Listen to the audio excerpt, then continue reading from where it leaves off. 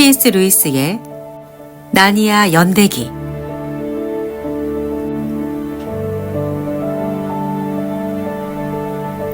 제4장 캐스피언 왕자.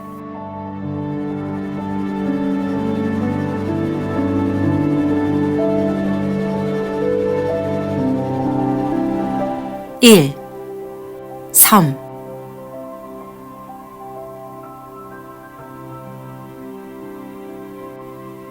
옛날에 피터, 수잔, 에드먼드, 루시라는 네 아이들이 살았는데 그 아이들이 겪은 놀라운 모험은 사자와 마녀와 옷장이라는 책에서 이미 이야기했다. 아이들은 우연히 마법의 옷장 문을 열고 들어가 우리 세계와는 전혀 다른 세계를 발견했으며 그 다른 세계에서 나니아의 왕과 여왕이 되었다. 아이들은 자신들이 아주 오랜 세월 동안 나니아를 다스렸다고 생각했다. 그러나 옷장문을 통해 다시 영국으로 돌아와 보니 시간은 전혀 흐르지 않았다. 어쨌든 아무도 아이들이 사라졌던 것을 눈치채지 못했으며 아이들 역시 아주 사려 깊은 어른 한 사람에게만 그 이야기를 들려주었다. 이 모든 것은 1년 전에 일어난 일이었고 지금 네 아이들은 주위에 트렁크와 장난감 상자를 잔뜩 쌓아놓고 기차역에 앉아 있었다. 그들은 지금 학교로 돌아가는 길이었다. 아이들은 기차를 갈아타는 이 역까지 함께 왔다. 하지만 이제 몇 분 뒤면 기차가 도착해서 여자아이들을 학교까지 데려다 줄 것이고 30분 뒤에는 다른 기차가 와서 남자아이들을 또 다른 학교에 내려줄 것이다. 다 같이 역으로 오는 동안은 아직도 방학이 남아있는 듯한 기분에 휩싸여 있었으나 이제 곧 작별 인사를 하고 서로 다른 방향으로 헤어져야 할 시간이 다가오자 이젠 정말 방학이 끝나고 새 학기가 시작된다는 것을 실감할 수 있었다. 그래서 너나 없이 우울해져 말하고 싶은 기분이 아니었다. 게다가 루시는 처음으로 기숙학교에 가는 길이었다. 한산하고 조용한 시골역이라 플랫폼에는 아이들 외에 사람이 거의 없었다. 갑자기 루시가 말벌에 쏘인 것처럼 날카로운 비명을 질렀다. 루시, 무슨 일이야? 그렇게 묻던 에드먼드도 난데없이 앗! 하고 소리쳤다. 도대체 왜들? 피터가 무슨 말인가 꺼냈다. 역시 갑자기 소리를 질렀다. 수잔, 놔! 뭐 하는 거야? 날 어디로 끌고 가는 거야? 난 오빠 안 건드렸어. 누가 날 막 잡아당겨. 놔줘! 아이들은 얼굴이 새하얗게 질려서 서로를 마주보았다. 에드먼드가 숨을 헐떡이며 말했다. 나도 똑같은 느낌이야. 누가 날 끌어당기는 것 같아. 정말 무섭게 당기던데. 으악, 또 시작이야. 루시가 울상을 지었다. 나도야. 으악, 못 참겠어. 순간 에드먼드가 소리쳤다. 정신 차려. 모두들 손을 꼭 잡고 함께 있어야 해. 이건 마법이야. 느낌으로 알 수 있어. 빨리. 수잔도 다급하게 말했다. 그래, 손을 꼭 잡아. 그만 좀. 다음 순간 앞에 쌓아두었던 짐과 의자와 플랫폼과 역이 순식간에 사라져버렸다. 네 아이는 서로 손을 잡고 헉헉거리며 자신들이 벼랑간 숲이 우거진 곳에 서 있는 것을 깨달았다. 사방에서 나뭇가지가 찔러대고 옴짝달싹도 못할 만큼 나무가 빽빽히 들어찬 곳이었다. 아이들은 눈을 비비며 숨을 휴 내쉬었다. 그때 루시가 소리쳤다. 어머, 피터 오빠. 혹시 지금 우리가 나니아에 와 있는 게 아닐까? 글쎄, 이렇게 나무가 많으니 한 치 앞도 볼 수가 없네. 트인 곳을 좀 찾아보자. 그런 데가 있을진 모르겠지만. 아이들은 쐐기풀과 가시에 찔리면서 다소 힘겹게 숲을 빠져나왔다. 그때 또다시 놀라운 일이 벌어졌다. 사방이 환해지더니 몇 발짝 걸어나가자 숲은 끝나고 그 밑으로 탁 트인 모래밭이 내려다 보였다. 불과 몇 미터 떨어지지 않은 곳에 조용한 바다가 펼쳐져 있었다. 모래밭에 부딪히는 파도는 소리조차 들리지 않을 만큼 잔잔했다. 눈앞에 육지는 보이지 않았고 하늘에는 구름 한 점 없었다. 태양은 오전 10시쯤으로 보이는 자리에 떠 있었고 바다는 눈부시게 푸른 빛을 띠고 있었다. 아이들은 그 자리에 서서 바다 냄새를 한껏 들이켰다. 피터가 소리쳤다. 와, 근사하다. 5분 뒤에는 모두들 맑고 시원한 물속을 맨발로 거닐고 있었다. 에드먼드가 말했다.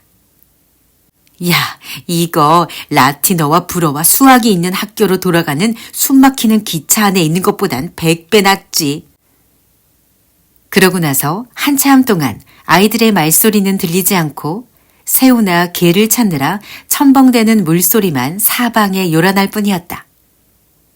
이윽고 수잔이 입을 열었다. 그래도 무슨 대책을 세워야겠어. 좀 있으면 배도 고파질 텐데. 에드먼드가 냉큼 대꾸했다. 엄마가 가면서 먹으라고 싸주신 샌드위치 있잖아. 내 건 아직 있어. 그러나 루시는 고개를 저었다. 난 없어. 내 건 작은 가방 속에 넣어두었거든. 수잔도 마찬가지였다. 나도야. 그러자 피터가 말했다. 내 건 저기 해변에 놔둔 코트 주머니에 있어. 두 사람 걸 넷이서 나눠 먹게 생겼군. 이거 별로 재미없겠는데? 루시는 형제들을 바라보며 말했다. 난 지금 먹을 것보단 마실 게 있었으면 좋겠어. 뜨거운 햇볕 아래에서 짠 바닷물 속을 거닐고 난 뒤에는 누구나 그렇듯 이제 다들 목이 말라왔다. 에드먼드가 말했다. 꼭 배가 난파당했을 때 기분이군. 책에서는 말이야. 항상 사람들이 섬에서 소금기 없는 맑고 깨끗한 샘물을 찾아내던데. 우리도 샘물을 찾아보자. 수잔이 말을 받았다. 지금 그 우거진 숲으로 다시 돌아가야 한단 소리니? 피터가 끼어들었다. 그러지 않아도 돼. 만약 부근에 시내가 있다면 바다로 흘러나오게 돼 있으니까. 해변을 따라 계속 걷다 보면 분명 찾을 수 있을 거야. 아이들은 물속에서 걸어나와 매끈하고 촉촉한 모래를 가로질러 발가락 사이로 파슬파슬 달라붙는 마른 모래밭으로 올라가 양말과 신발을 신기 시작했다. 에드먼드와 루신 양말과 신발을 신지 않고 맨발로 탐험하고 싶어 했지만 수잔이 말도 안 되는 소리라고 딱 잘랐다. 다시 못 찾을지도 몰라. 또 밤에 날씨가 쌀쌀해질 때까지도 여기 있게 되면 양말이랑 신발이 필요할 거야. 그래서 아이들은 옷을 챙겨 입고 오른쪽으로는 숲을, 왼쪽으론 바다를 끼고서 해안을 따라 출발했다. 가끔 머리 위로 갈매기만 날아갈 뿐 무척이나 조용했다. 숲이 어찌나 빽빽히 우거지고 서로 뒤엉켜 있는지 안쪽은 거의 보이지 않았고 새는커녕 벌레 한 마리조차 움직이지 않았다. 조개, 해초, 말미잘, 바위 웅덩이 속에 사는 작은 개들이 하나같이 신기해 보였지만 목이 마를 땐 그런 것들도 금방 실증나게 마련이었다. 차가운 물속에서 놀고 나온 아이들은 이제 발이 화끈거리고 묵직했다. 수잔과 루시는 비옷까지 들고 걸어야 했다.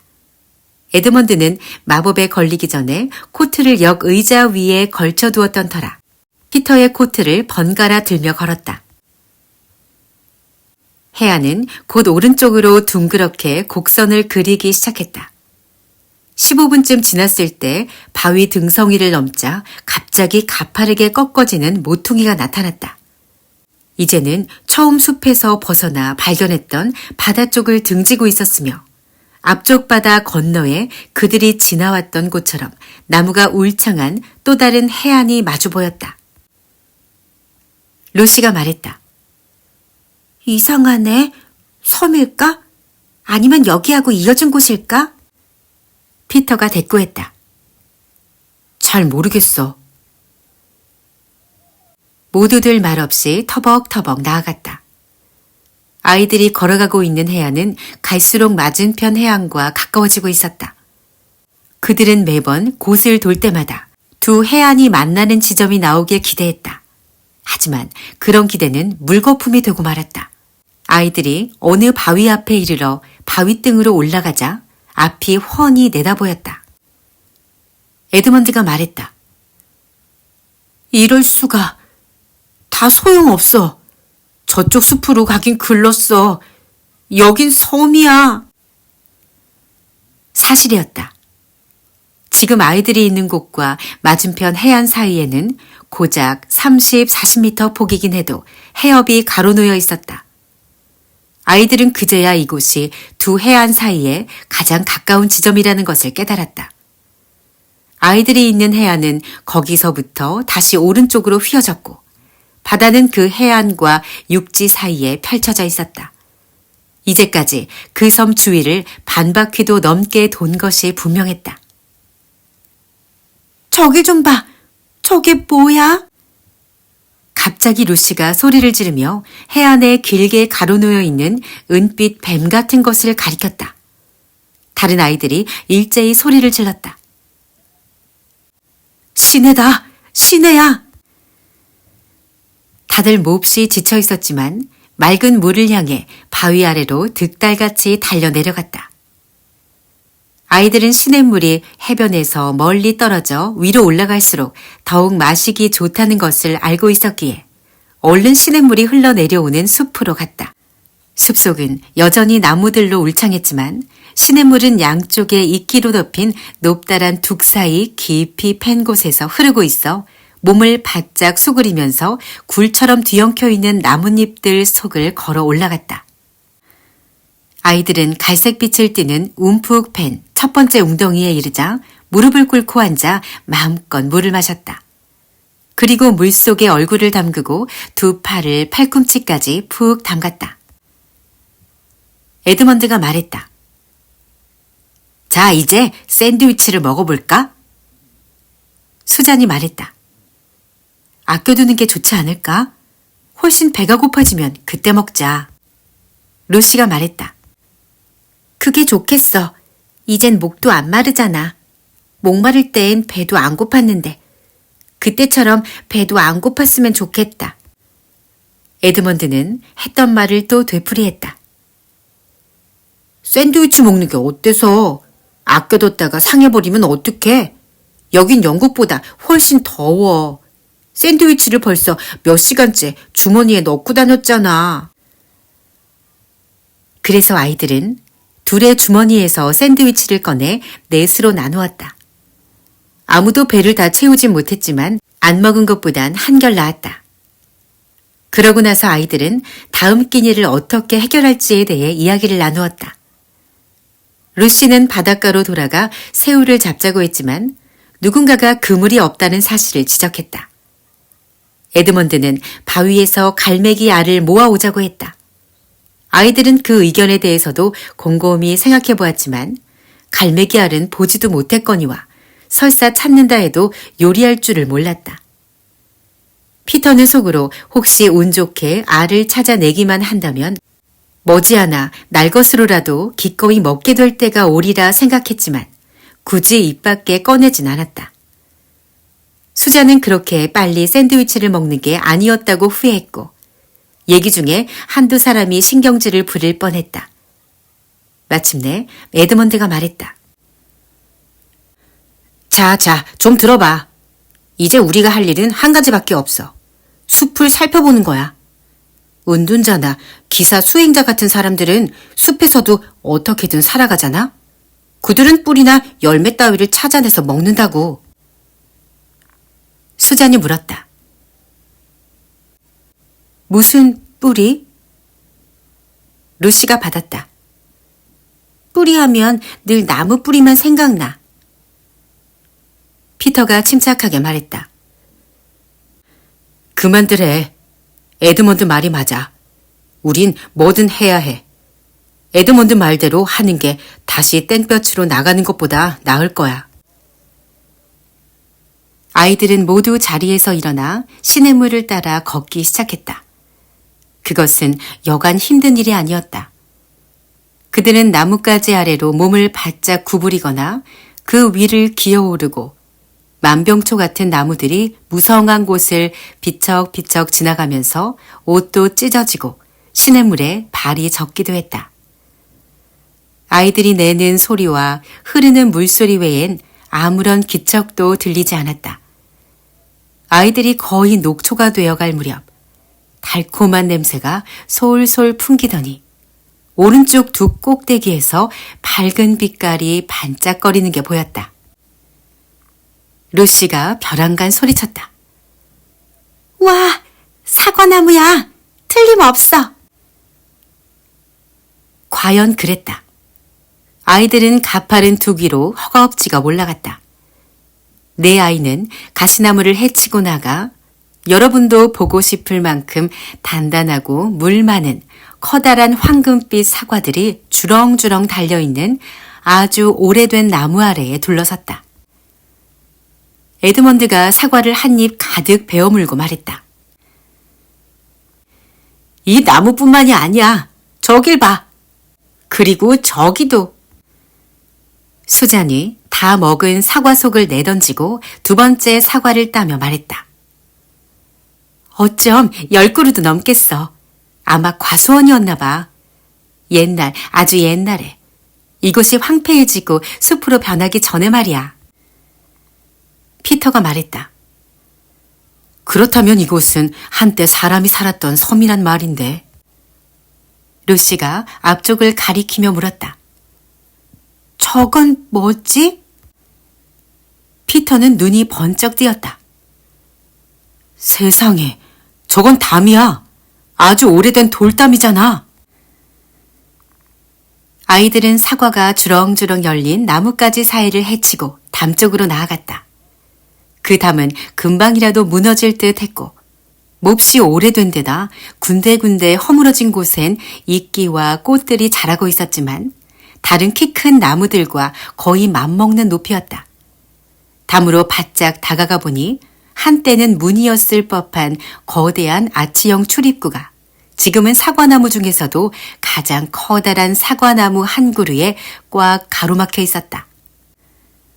그곳을 지나려면 나뭇가지를 꽤 부러뜨려야 했는데 그렇게 하고 나자 갑자기 주위가 대낮처럼 환해져 아이들은 몇 번이나 눈을 껌뻑거려야만 했다.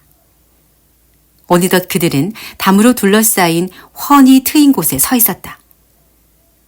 그곳에는 나무라곤 한 그루도 없었고 평평한 잔디밭과 데이지와 담쟁이 덩굴과 잿빛 담장만 있을 뿐이었다.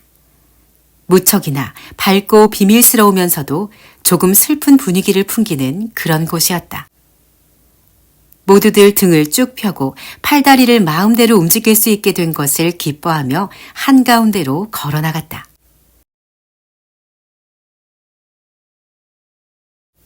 이 고대 보물실.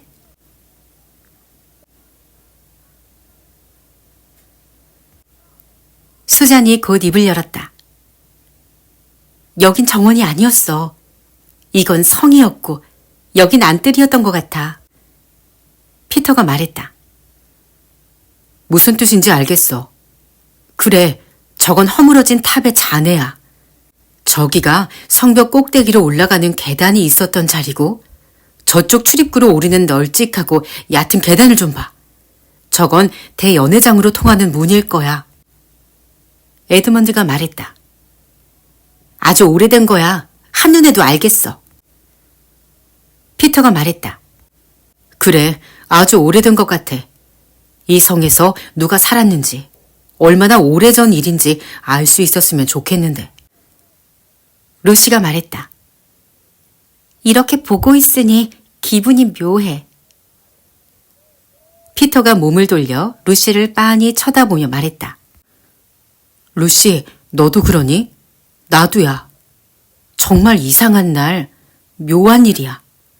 대체 여긴 어딜까? 또 이건 뭘 뜻하는 걸까? 아이들은 얘기를 나누면서 안뜰을 가로질러 한때 연회장이었을 듯한 곳으로 들어갔다. 그곳은 지붕이 없어진 지 오래고 잡초와 데이지만 무성해 안뜰과 다를 바가 없었지만 안뜰보다는 더 좁다랗고 길이가 짧았으며 벽이 더 높았다. 저쪽 끝 너머론 딴 데보다 1미터쯤 높아 보이는 테라스 같은 것이 있었다. 수잔이 말했다. 여기가 정말 연회장이었을까? 저 테라스 같은 건 또 뭐지? 피터가 말했다. 이 바보야, 모르겠어? 저건 주빈석이 있는 연단이잖아. 왕과 귀족들이 앉는 곳 말이야. 넌 우리가 한때 왕과 여왕이었던 시절 대연회장에서 저런 연단에 앉았던 일을 싹 잊어버린 것 같구나. 수자는 꿈꾸는 듯한 목소리로 노래하듯 말했다. 아, 나니아의 큰 강어기에 있던 우리의 성 케어페르벨 말이지? 어떻게 그걸 잊겠어. 루시도 덩달아 소리쳤다. 아, 다 생각나. 지금 우리가 케어페르벨에 있다고 상상할 수도 있겠다. 여긴 우리가 파티를 벌이던 대연회장과 정말 비슷하잖아? 그러자 에드먼드가 말했다. 하지만 불행히도 파티는 없어. 지금 시간이 너무 많이 지났어. 그림자가 얼마나 길어졌는지 한번 봐. 이젠 덥지도 않지? 피터가 말했다. 여기서 밤을 지내려면 모닥불을 피워야 할 거야. 마침 나한테 성냥이 있어. 가서 마른 나뭇가지가 있는지 살펴보자. 다들 고개를 끄덕이곤 30분가량 바쁘게 움직였다. 아이들이 맨 처음 이 폐허 안으로 들어오면서 지나쳤던 과수원은 별로 땔감을 찾을 만한 곳이 아니었다. 아이들은 다른 쪽을 살펴보려고 작은 연문으로 연회장을 빠져나가 텅 빈 돌무더기 미로로 들어섰다. 그곳은 한때 복도나 작은 방들이었던 듯 했으나 이제는 쐐기풀과 들장미만 무성했다. 그곳을 지나자 아이들은 성벽에 널찍한 구멍이 뚫려 있는 것을 발견했다. 그 구멍을 통해 나무들이 더 크고 어두침침한 숲속으로 들어가니 말라 죽은 나뭇가지와 썩은 잔가지, 마른 잎, 솔방울들이 잔뜩 있었다. 아이들은 땔감이 연단 위에 수북히 쌓일 때까지 여러 번 왔다 갔다 하며 한아름씩 주워 날랐다. 5번째로 땔감을 주우러 가던 길에 아이들은 연회장 바로 바깥에 있는 우물을 발견했다. 우물은 잡초로 뒤덮여 잘 보이지 않았지만 다 치워내자 깨끗하고 맑은 물이 고여있는 깊은 우물이 드러났다. 우물 둘레를 돌로 쌓았던 흔적이 반쯤 남아있었다. 여자아이들은 사과를 더 따러 밖으로 나갔고 남자아이들은 가장 아늑하고 따뜻해 보이는 두 벽 사이 모퉁이에서 가까운 연단 위에다 불을 피우기 시작했다. 하지만 불을 붙이기가 쉽지 않아서 성냥개비를 숱하게 버린 뒤에야 결국 성공했다. 마침내 네 아이는 벽에 등을 기댄 채 불을 마주보고 앉았다. 아이들은 막대기 끝에 사과를 꽂아 구워보려고 했다.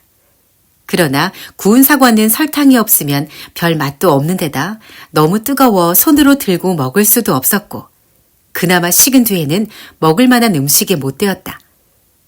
그래서 아이들은 그냥 사과로 만족할 수밖에 없었으며 에드먼드 말 맞다나 학교 급식이 그렇게 나쁘지 않았다는 사실도 깨닫게 되었다. 에드먼드가 덧붙였다.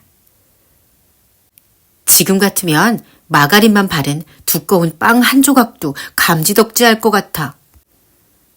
그렇지만 다들 모험심으로 가득 차 있었던 터라 학교로 돌아가고 싶어하는 아이는 한 명도 없었다. 잠시 후 마지막 사과를 다 먹고 물을 마시러 우물로 갔던 수잔이 손에 무엇인가를 들고 돌아왔다. 수잔은 목이 맨 듯한 소리로 말했다. 이것 봐. 우물가에서 이걸 주웠어. 수자는 피터에게 그것을 건네주곤 힘없이 자리에 앉았다. 다른 아이들이 보기엔 수잔의 표정이나 목소린 금방이라도 울음을 터뜨릴 것만 같았다. 에드먼드와 루시는 피터의 손에서 모닥불 빛을 받아 반짝거리는 조그마한 물체를 보려고 앞으로 바짝 다가섰다. 세상에, 설마, 이럴 수가. 피터의 목소리도 야릇하게 흔들렸다. 피터는 루시와 에드먼드에게 그것을 건네주었다. 이제 모두들 그것이 무엇인지 알았다. 그것은 바로 체스 말이었는데 보통 크기였지만 순금으로 만들어져서 훨씬 무거웠다. 말의 두 눈, 아니 한쪽이 빠져버려서 하나라고 하는 편이 나을 것 같은 눈은 조그마한 루비였다. 루시가 소리쳤다. 이건 우리가 케어 페러벨에서 왕과 여왕이었을 때 갖고 놀던 황금 체스 말이랑 똑같잖아. 피터가 수잔을 다독거리며 위로했다. 수잔, 기운 내. 나도 어쩔 수가 없어. 옛날 생각이 나서 너무나도 아름다웠던 시절이었는데 파우누스들이랑 착한 거인들과 체스를 두었던 일이며 바다에서 노래 부르던 바다 요정들 또 나의 아름다운 말과 또 피터는 좀 전과는 사뭇 달라진 목소리로 입을 열었다. 자, 지금이야말로 다들 머리를 짜낼 때야. 에드먼드가 물었다. 뭘? 우리가 어디에 와 있는지 짐작가는 사람 없어? 그러자 루시가 말했다. 말해봐. 난 아까부터 이곳에 엄청난 신비가 드리워져 있는 것 같았어.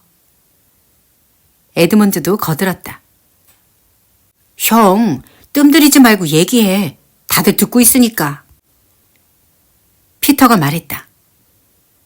우린 바로 폐허가 된 케어 페러벨에 와 있는 거야. 에드먼드는 이해할 수 없다는 듯이 말했다. 형이 어떻게 그런 결론을 내렸는지 모르겠어. 여긴 폐허가 된 지 무척 오래된 곳이야. 문보다 더 높이 자란 저 큰 나무들 좀 봐.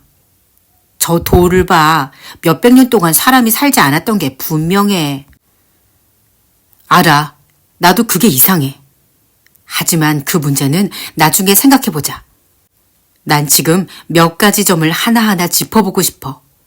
첫째, 이 연회장은 케어 페러벨에 있던 것과 크기와 모양이 똑같아. 이 위에 지붕이 있고 잡초 대신 다채로운 빛깔로 포장된 바닥. 또 벽은 테피스트로 장식되어 있다고 상상해봐. 그러면 바로 우리의 왕실 연회장이라는 답이 나올걸? 모두들 아무 말도 하지 않았다. 피터는 계속했다. 둘째, 이 성의 우물은 우리의 우물이었던 곳과 똑같은 자리에 있어. 대연회장에서 약간 남쪽에 자리하고 있잖아. 또 크기나 모양도 그렇고. 여전히 아무 대꾸도 없었다. 셋째, 수잔이 방금 우리의 옛 체스 말 하나를 발견했어. 꼭 쌍둥이처럼 똑같지 않니? 역시 모두가 묵묵부답이었다. 넷째, 칼로르멘 왕이 보낸 외교 사절단이 오기 전날 우리가 케어 페러벨 성 북문 밖에 과일 나무를 심었던 거 기억 안 나? 숲의 요정들 가운데서 가장 위대한 포모나 여신이 그 과수원에 좋은 마법을 걸어주러 왔잖아. 부지런하고 작은 두더지 녀석들이 땅 파는 일을 맡았고 두더지 대장이었던 그 익살맞은 늑다리 친구 릴리 글로부스가 삽에 기대어 저를 믿으십시오, 폐하. 언젠가 폐하께선 이 과일나무들 덕을 보실 겁니다. 하고 말했던 걸 설마 잊어버리진 않았겠지? 그리고 정말 그의 말대로 됐잖아. 루시가 손뼉을 치며 소리쳤다. 기억나. 에드먼드가 말했다. 하지만 말도 안 되는 소리야. 우린 과일나무를 바로 문 앞에 심진 않았어. 그런 바보 같은 짓은 안 했어. 피터가 말했다. 물론 그랬지. 하지만 그 후로 나무들이 성문 앞까지 계속 자란 거야. 그래도 에드먼드는 물러서지 않았다. 게다가 또 한 가지가 있어. 케어 페러벨은 섬에 있지 않았어. 그래, 그 점도 고민해봤지. 하지만 케어 페러벨은 뭐라더라? 그래, 반도였어. 거의 섬하고 비슷하단 말이야. 우리 시대 이후로 섬이 됐을 수도 있잖아. 누군가가 운하를 팠을 수도 있고. 에드먼드가 말했다. 잠깐, 형은 우리 시대 이후라고 말하는데 우린 나니아를 떠난 지 겨우 1년밖에 안 됐어. 형은 고작 1년 만에 성이 무너지고 울창한 숲이 생겨났는가 하면 우리가 심은 묘목들이 엄청난 과수원이 됐다고 말하고 있잖아. 도대체 뭐가 뭔지 통 모르겠어. 말도 안 되는 소리야. 루시가 말했다. 또 있어. 만일 이 성이 케어 페러벨이라면 이 연단 끝에 문이 있어야 해. 사실 지금도 그 문에 등을 기대고 있어야 정상이야. 보물실로 내려가는 문 말이야.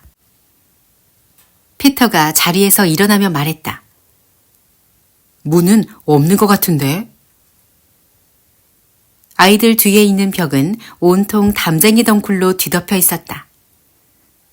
에드먼드는 땔감으로 쌓아둔 잔가지 하나를 집어들었다. 당장 살펴보면 되잖아. 그러면서 담쟁이 덩굴에 가린 벽을 치기 시작했다. 장가지로 탁탁 돌 두드리는 소리가 한동안 이어지더니 느닷없이 통통하고 속이 텅 빈 나무 두드리는 듯한 소리로 바뀌었다. 에드먼드는 깜짝 놀라 소리쳤다. 세상에! 피터가 말했다. 담쟁이 덩굴을 다 치워야겠어. 그러나 수잔이 반대했다. 그냥 내버려 두자. 내일 아침에 해도 되잖아. 여기서 밤을 지내야 될 텐데 등 뒤에 열린 문과 뭐가 튀어나올 것 같은 시커먼 구멍이 버티고 있는 건 싫어. 습기나 냉기도 올라올 거야. 곧 어두워질 테니까. 그러자 루시가 비난 섞인 눈초리로 쏘아보았다. 언니, 왜 그러는 거야? 그러나 두 남자아이는 너무 흥분한 나머지 수잔의 충고 따위는 귀에 들어오지도 않았다. 둘은 피터의 주머니 칼과 손으로 담쟁이 덩굴을 마구 뜯어내다 피터의 주머니 칼로 잘라냈다. 칼이 부러지자 에드먼드의 칼로 다시 시작했다. 곧 아이들이 앉아있던 자리는 온통 담쟁이 덩굴로 수북해졌고 마침내 문이 모습을 드러냈다. 피터가 말했다. 짐작대로 잠겨있어. 에드먼드도 문을 살펴보았다. 그래도 나무는 다 썩었어.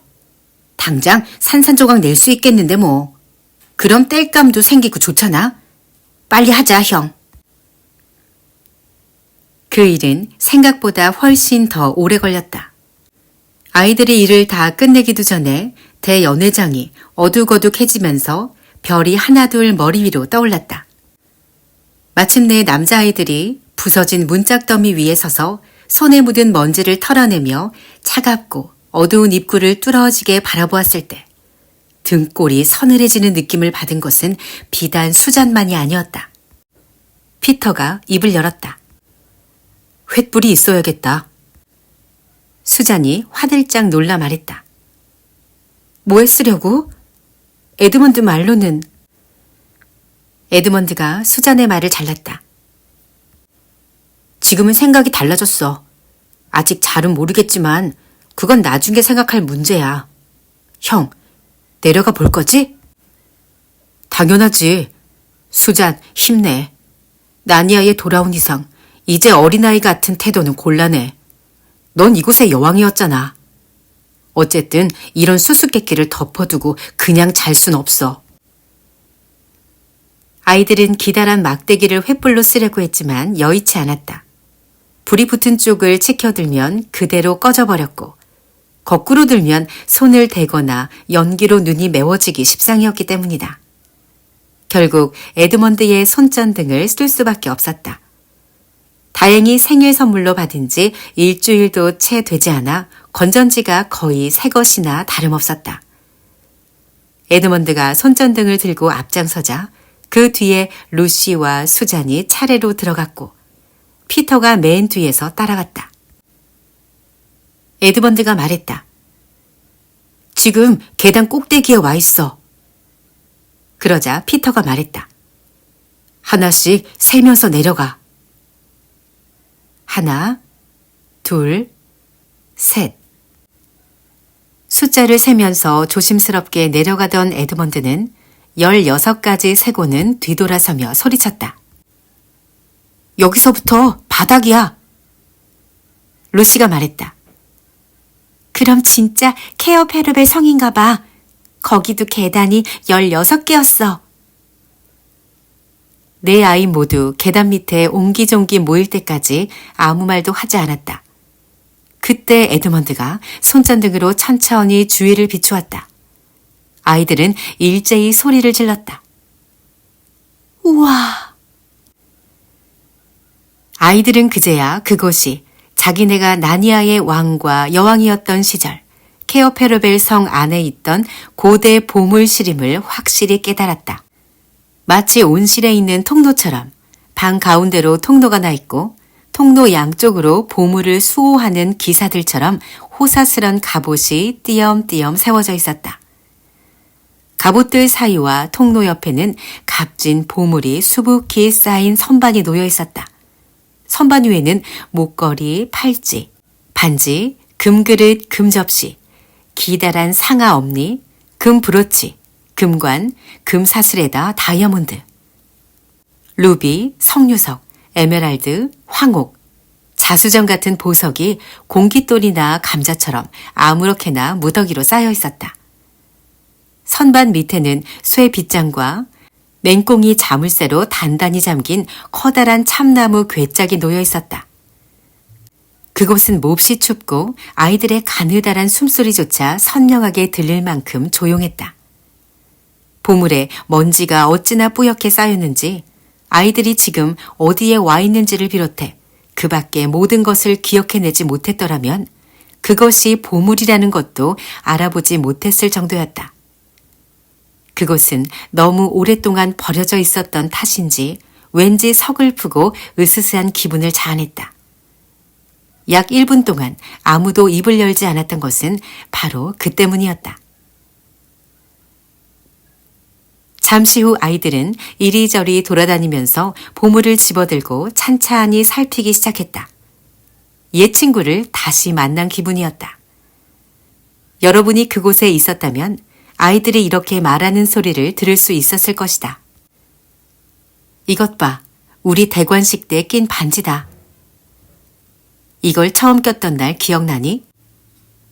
이럴 수가, 다들 잃어버린 줄 알았던 그 작은 브로치잖아. 야, 저건 론제도에서 열린 마상 창시합 대회 때 네가 입었던 갑옷 아니야? 생각나? 난쟁이가 널 위해 만들었던 거야. 젖불로 음료수를 마시던 일도 생각나니? 기억나? 기억나? 그때 갑자기 에드먼드가 말했다. 잠깐만, 건전지를 아껴야 해. 이 손전등이 앞으로 얼마나 자주 필요하게 될지 모르잖아. 갖고 싶은 것만 들고 나가는 게 어때? 피터가 말했다. 우리 선물들은 갖고 가야지. 오래전 나니아에서 맞은 크리스마스 날, 피터와 수잔과 루시는 자신들이 왕국 전체보다 더 소중히 여기는 선물을 하나씩 받았다. 그 당시 에드먼드는 다른 아이들과 떨어져 있었던 통에 혼자만 선물을 받지 못했다. 그건 에드먼드의 잘못 때문이었다.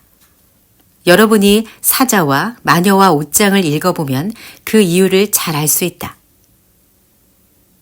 모두들 피터의 말에 고개를 끄덕이며 통로를 따라 보물실 끝에 있는 벽 쪽으로 걸어 올라갔다. 예상대로 그곳에는 선물들이 제자리에 걸려 있었다. 루시의 선물은 작은 병 하나뿐이었으므로 크기가 가장 작았다.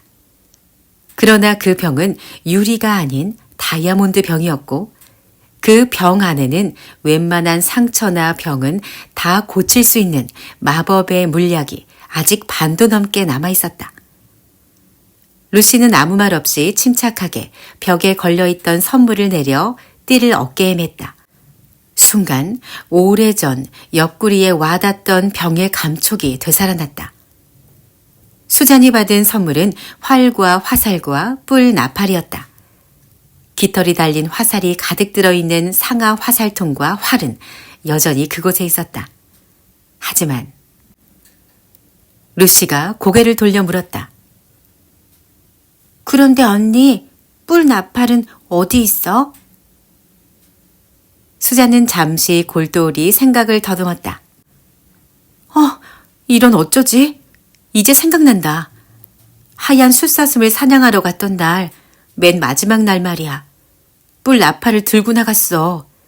그날 우리가 다른 곳, 그러니까 영국으로 돌아가게 되었을 때 잃어버린 게 틀림없어. 에드먼드가 휘 하고 휘파람을 불었다. 사실 엄청난 손실이 아닐 수 없었다. 그 뿔나팔은 언제 어디에 있든 불기만 하면 도움을 받을 수 있는 마법의 뿔나팔이었기 때문이다. 에드먼드가 말했다. 이런 데선 무척 요긴하게 쓰일 텐데. 그러나 수잔은 활을 집어들면서 말했다. 괜찮아. 활은 아직 있으니까. 피터가 물었다. 수잔, 줄이 사가버린 건 아니겠지? 하지만 보물실의 공기에 무슨 마법의 힘이라도 있는 건지 활은 당장 써도 아무 이상이 없을 정도로 멀쩡했다. 활쏘기와 수영은 수잔의 특기였다. 수잔은 그 자리에서 활을 당겼다가 활 시위를 약간 퉁겨보았다. 윙 하고 시위가 울렸다. 방안 가득 울려 퍼지는 맑은 소리였다. 그 소리는 지금까지 일어난 어떤 일보다 더 생생하게 옛 기억들을 되살려 주었다. 전쟁과 사냥과 연회, 모든 기억들이 아이들의 머릿속에 파도처럼 밀려왔다.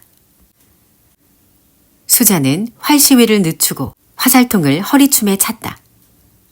다음으로 피터가 자기 선물을 내렸다.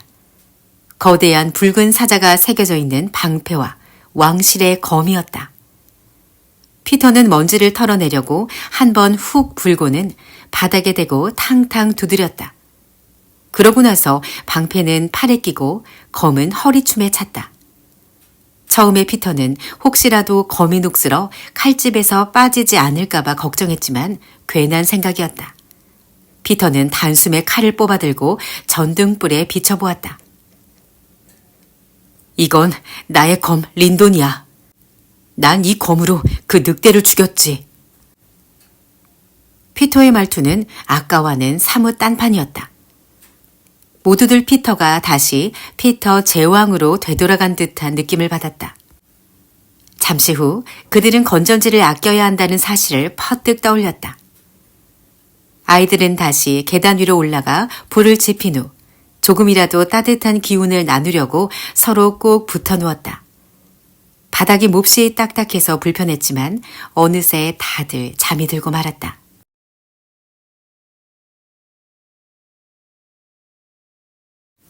3. 난쟁이. 집 밖에서 잠을 잘 때 무엇보다 불편한 점은 너무 일찍 잠에서 깬다는 것과 일단 깨고 나면 바닥이 워낙 딱딱해서 불편하기 때문에 바로 일어날 수밖에 없다는 점이다. 더욱이 전날 저녁도 사과로 때웠는데 아침거리도 사과밖에 없는 형편이라면 더 말할 나위도 없다. 루시가 찬란한 아침이라고 말했는데 그 말은 분명 사실이었다. 하지만 그것 말곤 좋은 게 하나도 없는 듯 했다. 에드먼드가 모두들 생각하고 있던 것을 말했다. 우린 이 섬을 떠나야 해. 아이들은 우물물로 배를 채우고 대충 얼굴을 씻은 다음 시내를 따라 다시 해안으로 내려갔다. 그리고 자신들과 육지 사이에 가로놓인 해협을 뚫어지게 바라보았다. 에드먼드가 말했다. 헤엄을 쳐야 하는데. 피터가 말을 받았다. 수잔이야 문제 없겠지. 수잔은 학교에서 수영으로 상을 받은 적도 있었다. 하지만 우린 어떨지 모르겠어. 사실 여기서 우리란 에드먼드와 루시를 말하는 것이었다. 에드먼드는 아직 학교 실내 수영장을 한 번도 왕복해 본 적이 없고 루시는 수영을 거의 못했다. 수잔이 말했다. 혹시 파도가 칠지 몰라. 아빠가 잘 모르는 데서 수영하는 건 결코 현명한 일이 아니라고 말씀하셨잖아. 루시가 말했다. 피터 오빠, 내가 그러니까 영국에 있을 땐 수영을 전혀 못했던 게 사실이야. 하지만 우리가 나니아의 왕과 여왕이었을 땐 비록 오래전의 일이지만 다들 수영할 줄 알았어. 그때 우린 말도 잘 탔고 뭐든지 잘했잖아. 오빠 생각엔. 피터가 루시의 말을 가로챘다. 그래, 하지만 그땐 어른이었고 오랫동안 왕국을 다스리면서 그런 것들을 배웠던 거지. 그런데 이젠 원래 나이로 되돌아왔잖니. 그때 에드먼드가 고함치듯 외치는 소리에 다들 말을 멈췄다. 그래, 이제 알겠어. 피터가 물었다. 뭘? 모든 것. 어젯밤 우리가 골머리를 앓았던 거 말이야. 우리가 나니아를 떠난 지 고작 1년밖에 안 됐는데 케어 페르벨 성이 수백 년 동안 아무도 살지 않은 곳처럼 보이는 이유를 아직 모르겠어? 왜 전에 나니아에서 오랫동안 산 것 같았는데 막상 옷장으로 돌아가 보니 시간이 하나도 흐르지 않았잖아. 수잔이 재촉했다. 계속해봐. 이제 좀 알 것 같아. 그건 우리가 나니아를 떠나 있는 동안에 나니아의 시간이 얼마나 흘렀는지 전혀 모른다는 거야. 우리가 영국에서 1년을 보낼 동안 나니아에서는 몇백 년이 흘렀을 수도 있잖아. 피터가 소리쳤다. 세상에, 에드먼드, 네 말이 맞는 것 같다.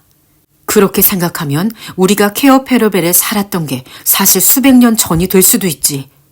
마치 십자군 전사나 앵글로 섹슨족이나 고대 브리턴 사람이 현대 영국으로 돌아온 것처럼 우린 지금 그렇게 나니아에 와 있는 거야.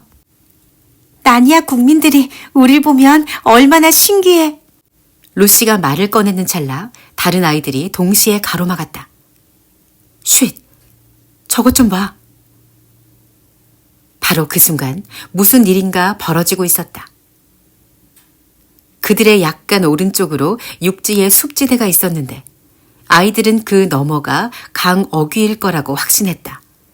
그런데 지금 그 근처에서 배 한 척이 눈에 띈 것이다. 배는 방향을 돌려 그곳을 빠져나와 한 바퀴를 돌더니 아이들 쪽으로 해협을 따라 내려오기 시작했다. 배에는 두 사람이 타고 있었는데 한 명은 노를 저었고 다른 한 명은 배 뒷자리에 앉아서 꼭 살아있는 것처럼 꿈틀거리는 자루를 붙잡고 있었다. 둘 다 군인 같아 보였다. 머리에는 투구를 쓰고 가벼운 쇠사슬 갑옷 차림을 하고 있었는데 턱수염이 난 얼굴이 잔뜩 굳어 있었다. 아이들은 얼른 해안에서 숲속으로 돌아가 꼼짝하지 않고 그들을 지켜보았다. 배가 아이들의 맞은편 가까이 오자 뒷자리에 앉은 군인이 말했다. 여기가 좋겠군. 다른 군인이 노를 내려놓으며 물었다. 놈의 다리에 돌을 매다는 게 어떨까요, 하사님? 상대방 군인이 성난 목소리로 야단을 쳤다. 멍청하긴 그럴 필요 없어. 게다가 돌도 안 갖고 왔잖아. 밧줄로 꽁꽁 묶기만 했다면 돌이 없어도 잘만 가라앉을 거야. 군인은 말을 마치자마자 자리에서 일어나 자루를 들어 올렸다. 그제야 피터는 그 자루 속에 난쟁이가 들어있으며 실제로 살아있다는 것을 깨달았다. 난쟁이는 자루 속에서 손발이 꽁꽁 묶인 채 그 와중에도 열심히 버둥거리고 있었다. 다음 순간 피터는 쌩 하고 귓전을 스치는 소리를 들었고 군인은 벼랑간 난쟁이를 뱃바닥에 떨어뜨리면서 팔을 번쩍 들더니 그 그 다음에 물속에 풍덩 빠져버렸다. 군인은 멀리 있는 강둑으로 허우적거리며 사라졌고 피터는 수잔의 화살이 그 병사의 투구에 날아가 박혔음을 알게 되었다. 피터가 고개를 돌렸을 때 수잔은 얼굴이 새하얗게 질려 있었으면서도 벌써 두 번째 화살을 겨누고 있었다. 그러나 그 화살은 쏠 필요가 없었다. 남은 군인은 동료가 물에 빠지는 것을 보자마자 비명을 지르며 배에서 뛰어내리더니 역시 허우적거리며 강물의 깊이가 그 병사에게 적당한 것 같았다. 건너편 강둑 쪽으로 나아가 육지의 숲속으로 사라져버렸다. 피터가 재빨리 소리쳤다. 서둘러! 배가 떠내려간다! 피터와 수잔은 옷을 입은 채 허겁지겁 물속으로 뛰어들어 물이 어깨까지 차기도 전에 배전에 손을 걸쳤다. 몇 분 뒤 아이들은 배를 강둑까지 끌고 와서 난쟁이를 끌어냈다. 에드먼드는 주머니 칼로 난쟁이의 결박을 풀어주느라 정신이 없었다. 물론 피터의 검이 더 잘 들긴 했지만 칼자루 아래쪽으론 잡을 때가 마땅치 않아 이런 일에 쓰기엔 아주 불편했다. 마침내 결박이 풀리자 난쟁이는 일어나 앉아 팔다리를 주무르며 소리쳤다. 휴, 아무튼 당신들은 유령 같지는 않군요. 이 난쟁이 역시 다른 난쟁이들처럼 땅딸막하고 가슴이 두툼했다. 서 있었다면 길이가 1미터쯤은 될 것 같았고 텁수룩한 수염과 꺼슬꺼슬하고 붉은 구렛나루 때문에 얼굴에서 보이는 거라곤 반짝이는 두 눈과 매부리 코밖에 없었다. 난쟁이가 계속해서 말했다. 아무튼 유령이든 아니든 여러분은 내 생명의 은인이에요. 정말 고맙습니다. 루시가 물었다. 그런데 왜 우리를 유령이라고 생각하죠? 여태껏 살아오는 동안 해안가에 있는 이 숲에는 나무 유령들이 우글거린다는 소리만 들었거든요. 얘기가 그렇게 된 겁니다. 그래서 사람들은 누굴 없애려면 여기로 끌고 와선 나한테 했듯이 유령들한테 넘겼다고들 해요. 하지만 난 항상 그들이 실제로는 사람들을 물에 빠뜨리거나 목을 베어 죽이는 게 아닐까 생각했습니다. 난 유령 같은 건 절대 안 믿지만 방금 당신들이 쐈던 두 겁쟁이는 그렇게 믿었던 게 분명해요. 아마 놈들은 나를 죽이려고 끌고 오는 것조차 몹시 두려워했을 겁니다. 내가 죽음을 겁내는 것보다 훨씬 더. 수잔이 말했다. 아, 그래서 둘 다 도망친 거로군요. 그러자 난쟁이가 물었다. 아니, 그게 무슨 소리예요? 에드먼드가 대답했다. 그 사람들은 육지로 달아났어요. 수잔이 설명을 덧붙였다. 난 죽일 작정으로 쏜 게 아니었어요. 수잔은 그렇게 짧은 거리에서 화살이 빗나갔다고 오해받는 게 싫었다. 난쟁이가 말했다. 별로 잘 된 일은 아니군. 그 일 때문에 나중에 골치 아파질지도 모르겠어요. 놈들이 목숨을 보존하려고 입을 다물고 있지 않는 한. 피터가 물었다. 그런데 왜 당신을 물에 빠뜨리려고 했죠? 난쟁이가 선뜻 대답했다. 아, 내가 위험하기 짝이 없는 범죄자이기 때문이죠. 얘기하자면 좀 길어요. 그런데 혹시 아침 먹겠느냐고 물어볼 생각 없어요? 처형당할 처지가 되면 얼마나 식욕이 왕성해지는지 상상도 못할 겁니다. 그러자 루시가 우울하게 대꾸했다. 우리한텐 사과밖에 없는걸요. 싱싱한 생선보단 못하겠지만 뭐 아무것도 없는 것보다야 낫죠. 보아하니 내가 아침을 먹자고 해야 할 판이군. 아까 그 배에서 낚시 도구를 봤어요. 어쨌든 배부터 다른 곳으로 옮겨야겠어요. 육지에서 누군가 내려오다 저 배를 발견하면 안 되니까. 피터가 말했다. 그 생각은 미처 못했네. 내 아이와 난쟁이는 물가로 내려가 끙끙대며 배를 밀곤 잽싸게 올라탔다. 난쟁이가 곧 지휘를 맡았다. 난쟁이한테는 노가 너무 커서 피터가 노를 젓고 난쟁이는 해협을 따라 북쪽으로 배를 이끌었다. 그들은 곧 섬 끝을 돌아 동쪽으로 나아갔다. 거기서부터는 강과 그 너머에 있는 만과 해안의 곳이 환히 다 보였다. 아이들은 그곳을 조금이나마 알아볼 수 있으리라 기대했으나 그들이 통치하던 시대 이후로 숲이 어찌나 울창해졌는지 모든 것이 예전과는 딴판으로 보였다. 배가 섬 동쪽에 탁 트인 바다로 돌아나가자 난쟁이는 낚시에 몰두하기 시작했다. 그들은 꽤 많은 물고기를 낚았다. 특히 옛날 케어페러벨 성에서 먹었던 아름다운 무지개 빛깔의 물고기도 많이 잡혔다. 물고기를 충분히 잡고 나선 후미진 곳으로 노를 저어가 나무에 배를 묶었다.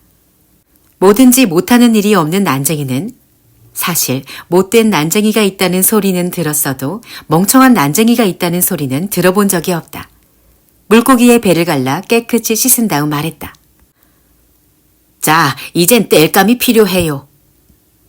에드먼드가 말했다. 성에 모아둔 게 좀 있어요. 난쟁이가 나지막이 휘파람을 불었다. 세상에, 그럼 진짜 성이 있긴 있단 말인가요? 루시가 말했다. 폐허가 된 성일 뿐이에요. 난쟁이는 몹시 호기심 어린 표정으로 아이들을 빙 둘러보았다. 그럼 대체 당신들은 누구?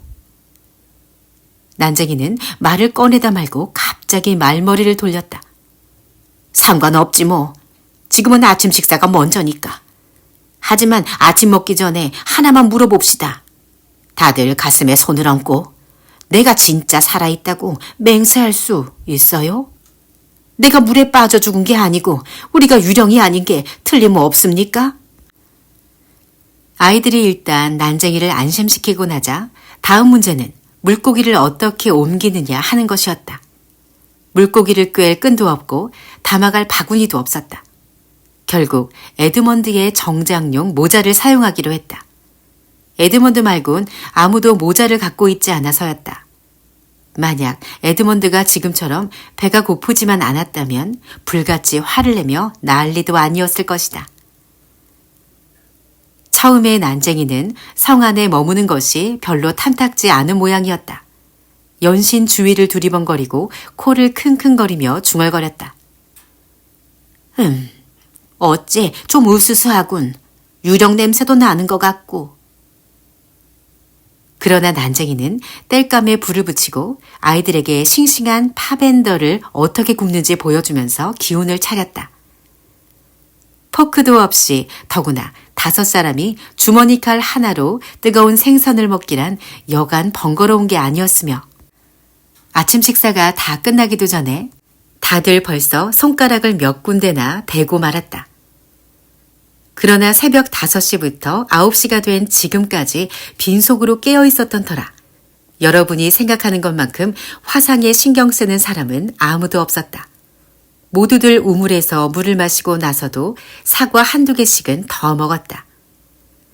난쟁이는 자기 팔만한 파이프를 꺼내 담배를 가득 채운 뒤 불을 붙이곤 구수한 연기를 뻑뻑 피워 올렸다. 자, 이제 피터가 말머리를 낚아챘다. 먼저 말씀하세요. 우리 얘긴 나중에 할게요. 하기야 내 생명을 구해주었으니 당신들 말에 따라야겠군요. 그런데 어디서부터 시작해야 할지 모르겠어요. 우선 나는 캐스피언 왕의 전령이랍니다. 네 아이들이 동시에 물었다. 캐스피언이 누구죠?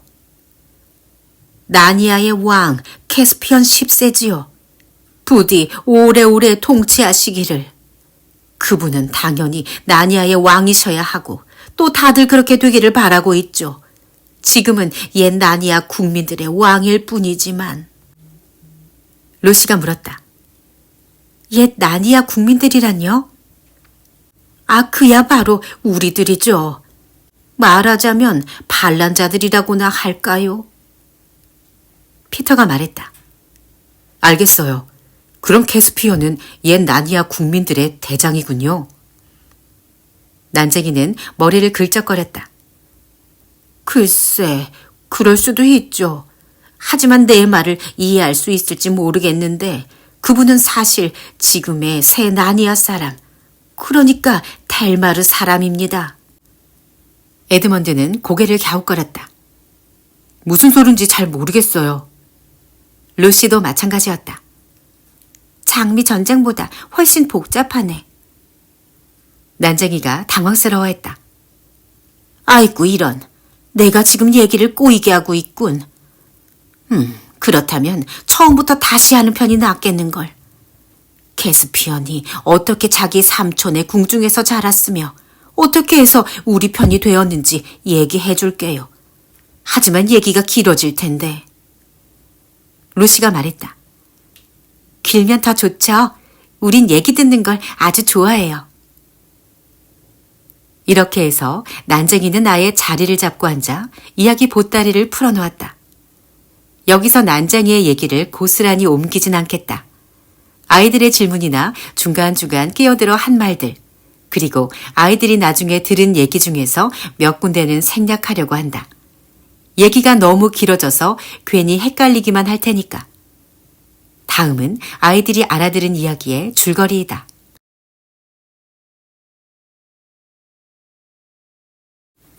4. 난쟁이가 들려준 캐스피언 왕자 이야기.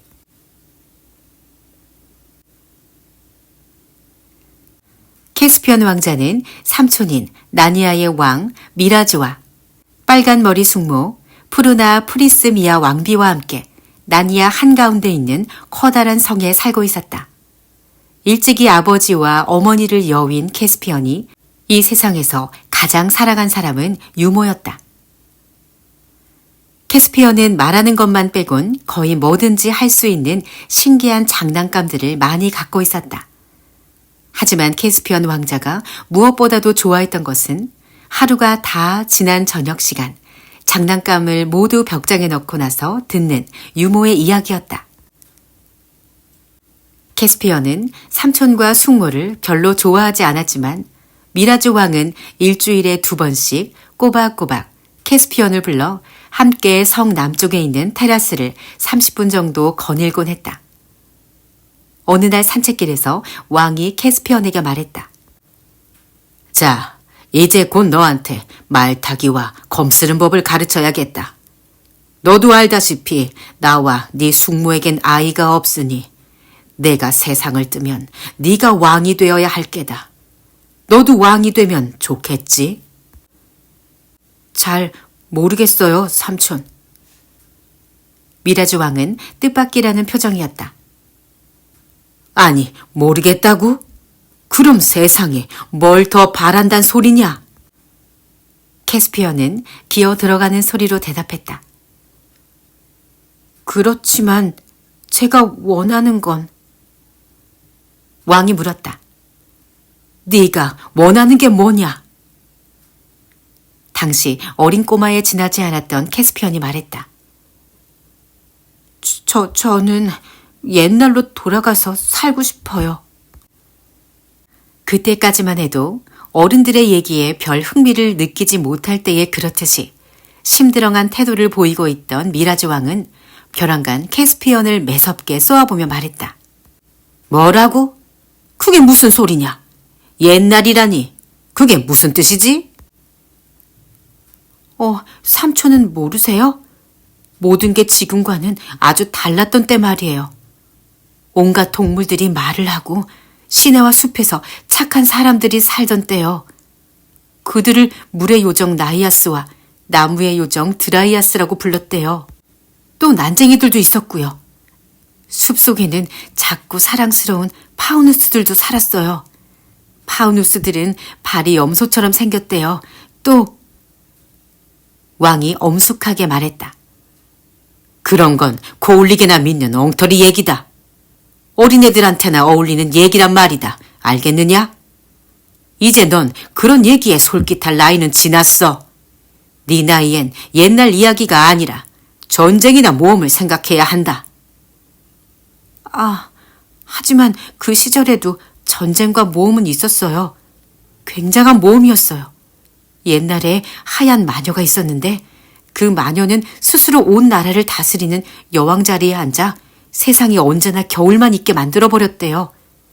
그때 어디선가 두 남자아이와 두 여자아이가 나타나서 하얀 마녀를 죽이고 나니아의 새로운 왕과 여왕이 되었죠. 그들의 이름은 피터, 수잔, 에드먼드, 루시였대요. 그리고 그들은 오랫동안 나니아를 다스렸고 모든 사람들은 아주 행복하게 살았는데 그건 모두 아슬라님 덕분. 미라즈 왕이 얼른 말꼬리를 낚아챘다. 아슬란이 누구냐? 만일 캐스피언이 조금만 더 나이를 먹었더라면 삼촌의 목소리만 듣고도 당장 입을 다무는 게 현명하다는 사실을 눈치챘을 것이다. 그러나 캐스피언은 계속 제잘거렸다. 아니, 모르셨어요? 아슬란님은 바다 너머에서 온 위대한 사자예요. 순간 왕은 우레같이 호통을 쳤다. 누가 너한테 그런 말도 안 되는 소리를 짓거리더냐? 캐스피언은 겁에 질려 아무 소리도 못했다. 왕은 그때까지 잡고 있던 캐스피언의 손을 놓으며 다그쳤다. 난 꼭 대답을 들어야겠다. 나를 똑바로 쳐다봐라. 누가 그따위 거짓말을 하더냐? 유모가요. 캐스피언은 더듬더듬 대답하곤 와락 울음을 터뜨렸다. 미라즈 왕은 캐스피언의 어깨를 잡아 흔들며 소리쳤다. 당장 그치지 못하겠느냐? 뚝! 또다시 그따위 소리를 늘어놓으면 가만두지 않겠다. 그런 건 아예 생각도 하지 마. 그런 왕들과 여왕은 있지도 않았어. 어떻게 왕이 동시에 둘이나 있을 수 있겠느냐?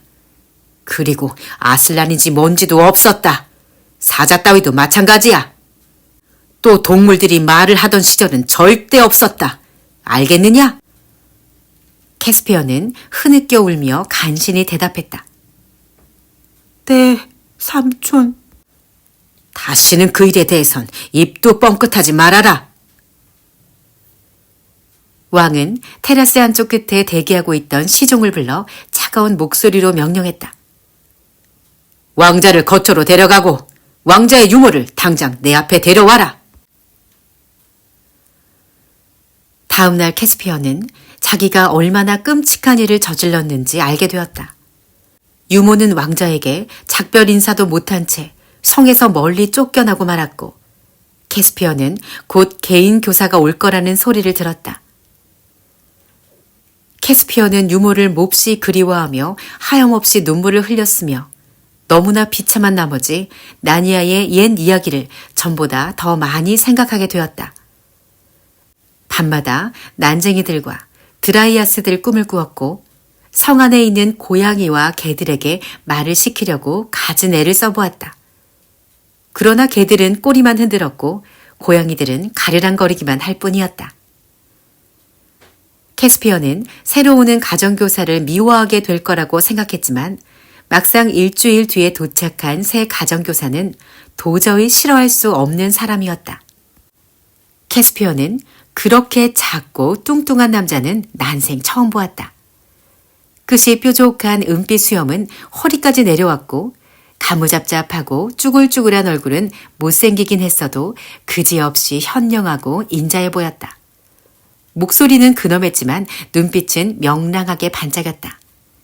그래서 그 사람을 제대로 알기 전까진 그의 말이 농담인지 진담인지도 가려내기 어려울 정도였다.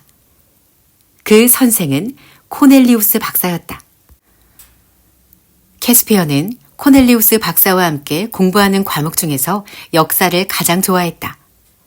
여태껏 유모한테 들은 얘기 말곤 나니아의 역사에 대해 아는 바가 전혀 없었기 때문에 지금의 왕족이 나니아에 새로 이주해온 사람들이라는 사실을 배웠을 땐 여간 놀라지 않았다. 코넬리우스 박사가 말했다.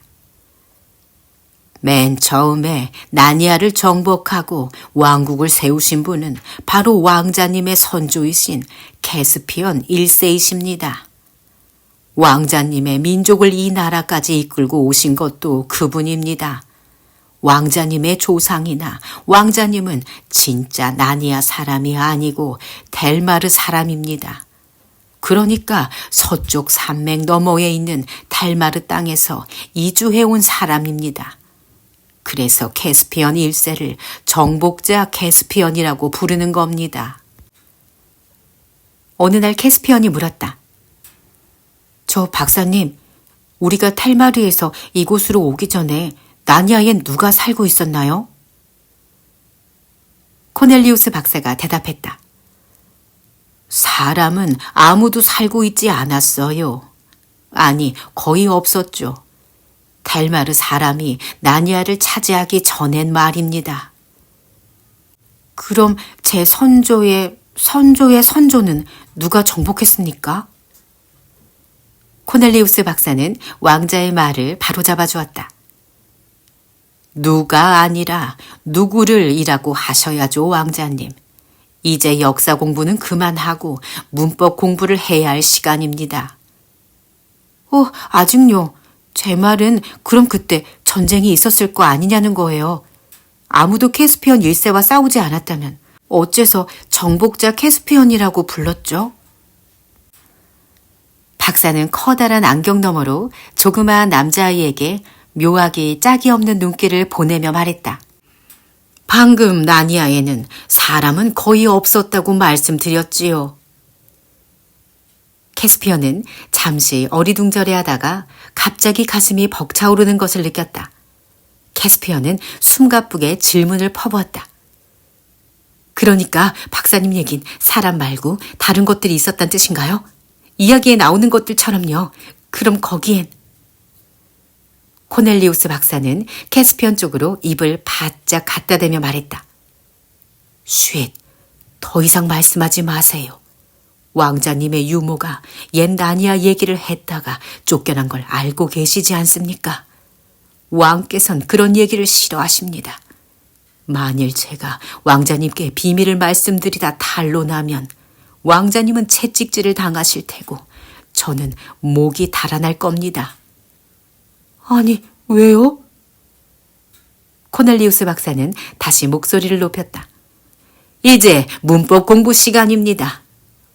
문법책 풀베루렌투스 시쿠스를 펼치십시오. 4페이지에 보면 문법적 토대나 형태론의 가지가 미묘한 지혜로 즐거이 이끈다 라고 되어 있지요.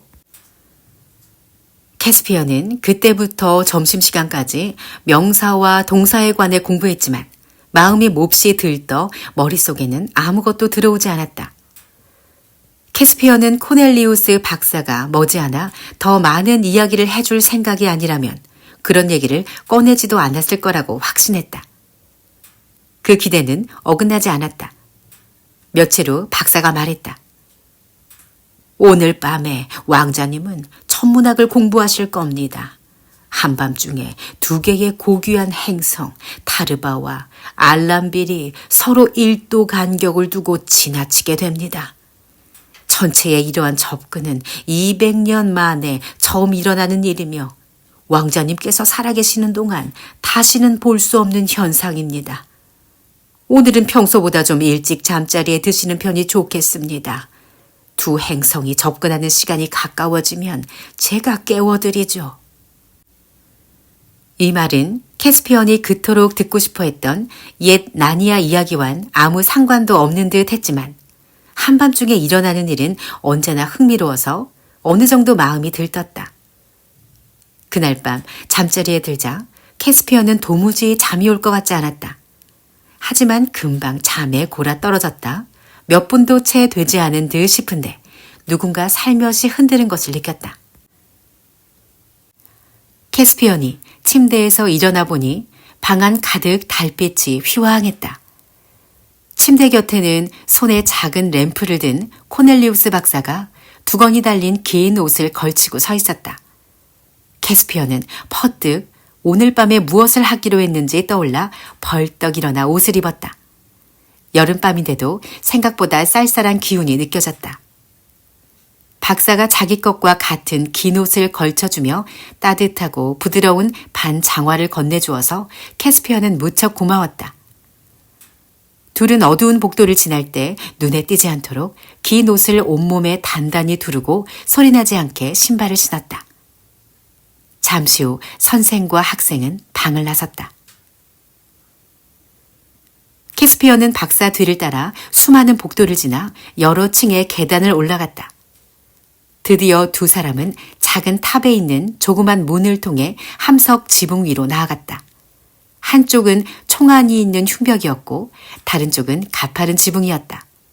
아래에는 희미하게 어른거리는 성의 정원이 내려다 보이고 머리 위론 달과 별이 반짝거렸다. 두 사람은 곧 성 중앙의 거대한 탐으로 가는 문 앞에 다다랐다.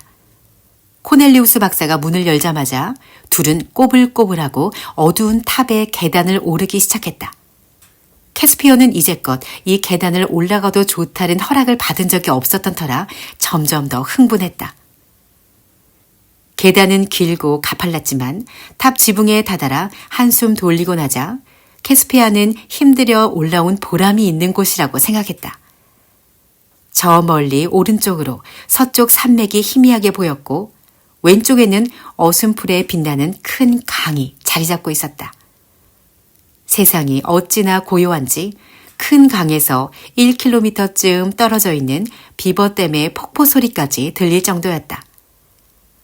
관찰하기로 했던 두 별을 찾는 데엔 별 어려움이 없었다.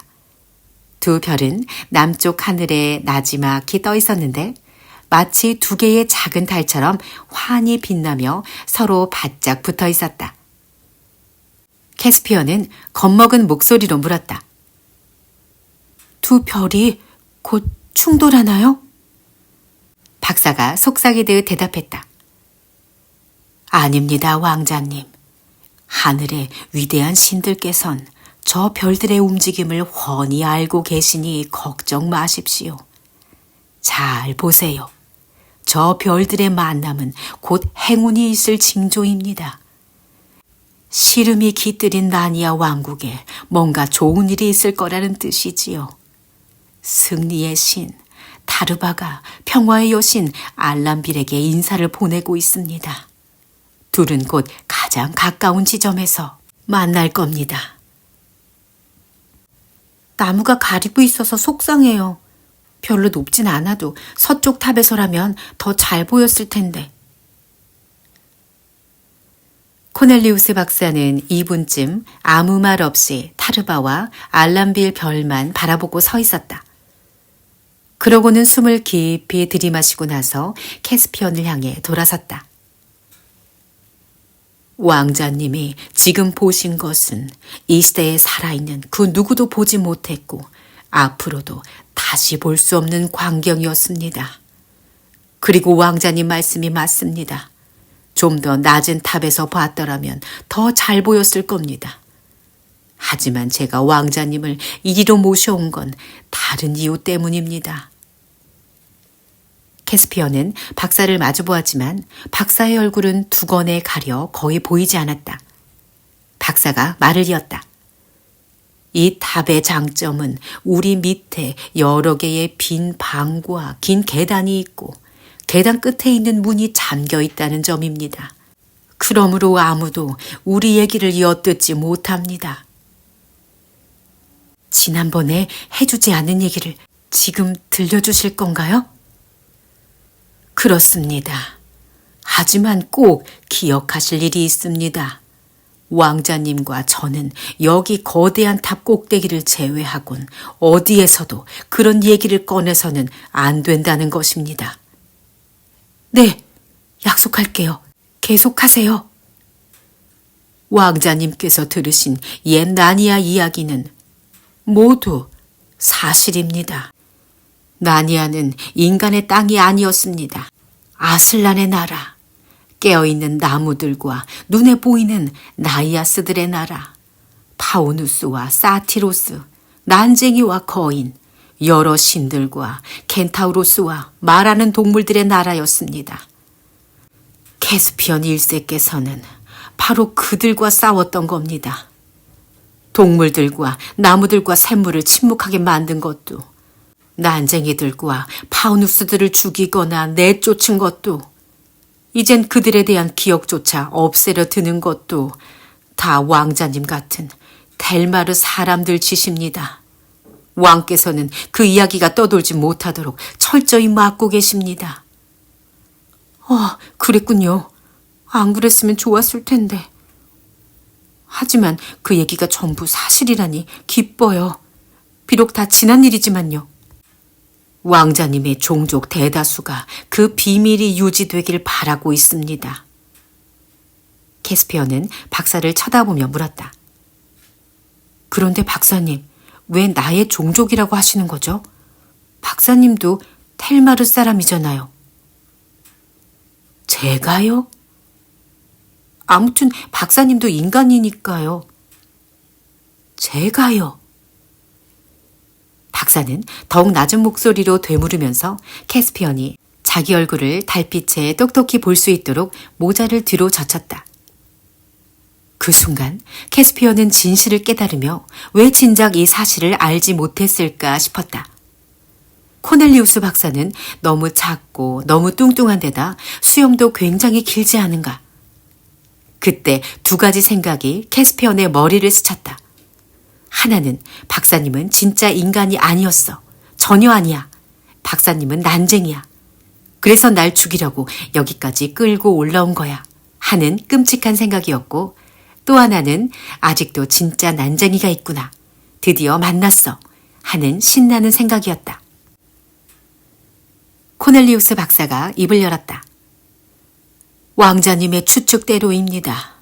아니, 거의 마치셨습니다.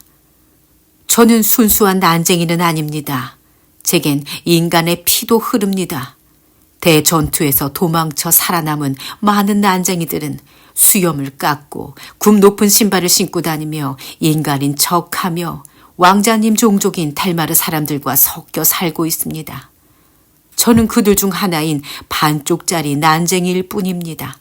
만약 제 동족인 진짜 난쟁이들이 아직 이 세상 어딘가에 살아있다면 분명 저를 멸시하면서 반역자라고 손가락질 하겠지요. 하지만 저희는 그 오랜 세월 동안 우리 종족과 행복했던 나니아의 다른 생물들과 오래전에 잃어버린 자유의 나날을 결코 잊지 않았습니다. 캐스피언이 말했다. 정말 죄송해요. 박사님, 하지만 내 잘못은 아니잖아요. 저는 왕자님을 비난하려는 게 아닙니다. 제가 왜 이런 말씀을 드리는지 당연히 묻고 싶으시겠지요. 바로 두 가지 이유 때문입니다. 첫째는 이 늙은이의 가슴 속에 너무도 오랫동안 비밀을 담아둔 나머지 왕자님께 다 털어놓지 않으면 고통으로 가슴이 터져버릴 것 같아서입니다. 둘째, 왕자님께서는 비록 텔마르 사람이긴 해도 옛것을 사랑하는 분이기에 왕위에 오르시면 우리를 도와주리라 생각했기 때문입니다. 그럼요. 도와드리다 마다요. 하지만 어떻게 도와드리죠? 저처럼 살아남은 가엾은 난쟁이들에게 친절히 대해주시면 됩니다. 또 박식한 마법사들을 불러 모아 나무들을 다시 깨어나게 하는 방법도 찾을 수 있습니다.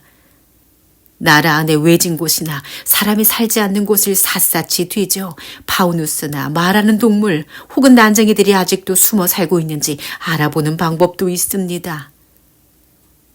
캐스피언이 애타게 물었다. 박사님께선 그들이 아직 살아남아 있다고 보세요? 박사는 한숨을 푹 내쉬었다. 모르겠습니다. 저도 잘 모르겠어요. 어떤 땐 아주 사라져버렸을까봐 걱정스럽습니다. 저는 평생을 바쳐 그들의 흔적을 찾아 헤맸습니다. 때로는 산속에서 난쟁이들의 북소리를 들은 것 같기도 합니다. 가끔은 깊은 밤 숲속에서 파우누스와 사티로스들이 춤을 추며 멀리 사라지는 광경을 언뜻 본 듯 싶을 때도 있습니다. 하지만 막상 그 자리에 가보면 거기엔 언제나 아무것도 없었습니다. 절망에 빠진 적도 한두 번이 아니었지요. 그러나 늘 다시 희망을 품게 하는 일들이 일어나곤 했습니다. 저도 잘 모르겠습니다. 하지만 적어도 왕자님께선 왕자님의 삼촌 같은 왕이 아니라 옛 나니아의 피터 제왕 같은 왕이 되도록 힘쓰셔야 합니다. 캐스피언의 눈빛이 빛났다. 그럼 왕과 여왕들 얘기며 하얀 마녀 얘기가 사실이란 말이에요? 물론입니다. 그분들이 통치하던 시절이 나니아의 황금 시대였죠. 이 땅은 결코 그분들을 잊은 적이 없습니다. 그럼 박사님, 그들은 이 성에서 살았나요? 아닙니다. 이 성은 새로 지은 것입니다. 왕자님의 고조부께서 지으셨죠. 아담의 두 아들, 이브의 두 딸이 아슬라님의 도움으로 나니아의 왕과 여왕이 되었을 당시엔 케어 페러벨 성에서 살았습니다. 지금 이 시대를 살고 있는 사람들은 아무도 그 축복받은 곳을 본 적이 없고 어쩌면 이제 그 성의 폐허조차도 사라져버렸을지 모릅니다. 하지만 우린 그 성이 여기서 아주 멀리 떨어진 큰 강 어귀의 해안에 있다고 믿습니다.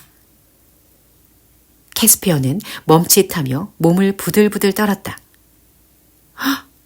그럼 검은 숲속에 있단 말인가요? 그곳엔 온갖 유령이 다 모여 살잖아요. 지금 왕자님은 여태껏 배웠던 대로 말씀하시는 겁니다. 그건 다 거짓말입니다. 거기에 유령 따위는 없습니다. 델마르 사람이 지어낸 얘기일 뿐입니다.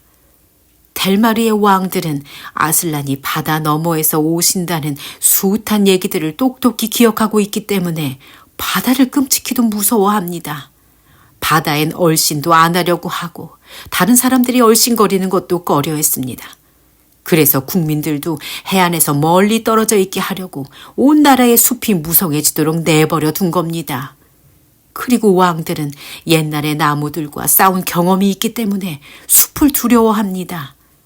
또 숲을 겁내다 보니 숲에는 유령이 우글거린다고 상상하게 된 것입니다. 바다와 숲을 다 싫어하는 왕들과 귀족들은 이 얘기를 믿을 뿐 아니라 꾸며대기까지 했습니다. 나니아에 사는 어느 누구도 해안 가까이 내려가 아슬란의 나라이며 아침이 오는 곳이자 세상의 동쪽 끝인 바다를 쳐다보려고조차 하지 않아야 비로소 마음을 놓을 수 있을 겁니다. 두 사람 사이에 잠시 무거운 침묵이 흘렀다. 이윽고 코넬리우스 박사가 말했다. 자, 이젠 가시죠. 여긴 너무 오래 있었습니다. 내려가서 주무실 시간입니다. 꼭 그래야 하나요? 계속 듣고 싶은데. 그러면 누군가가 우릴 찾으러 다니게 될 겁니다.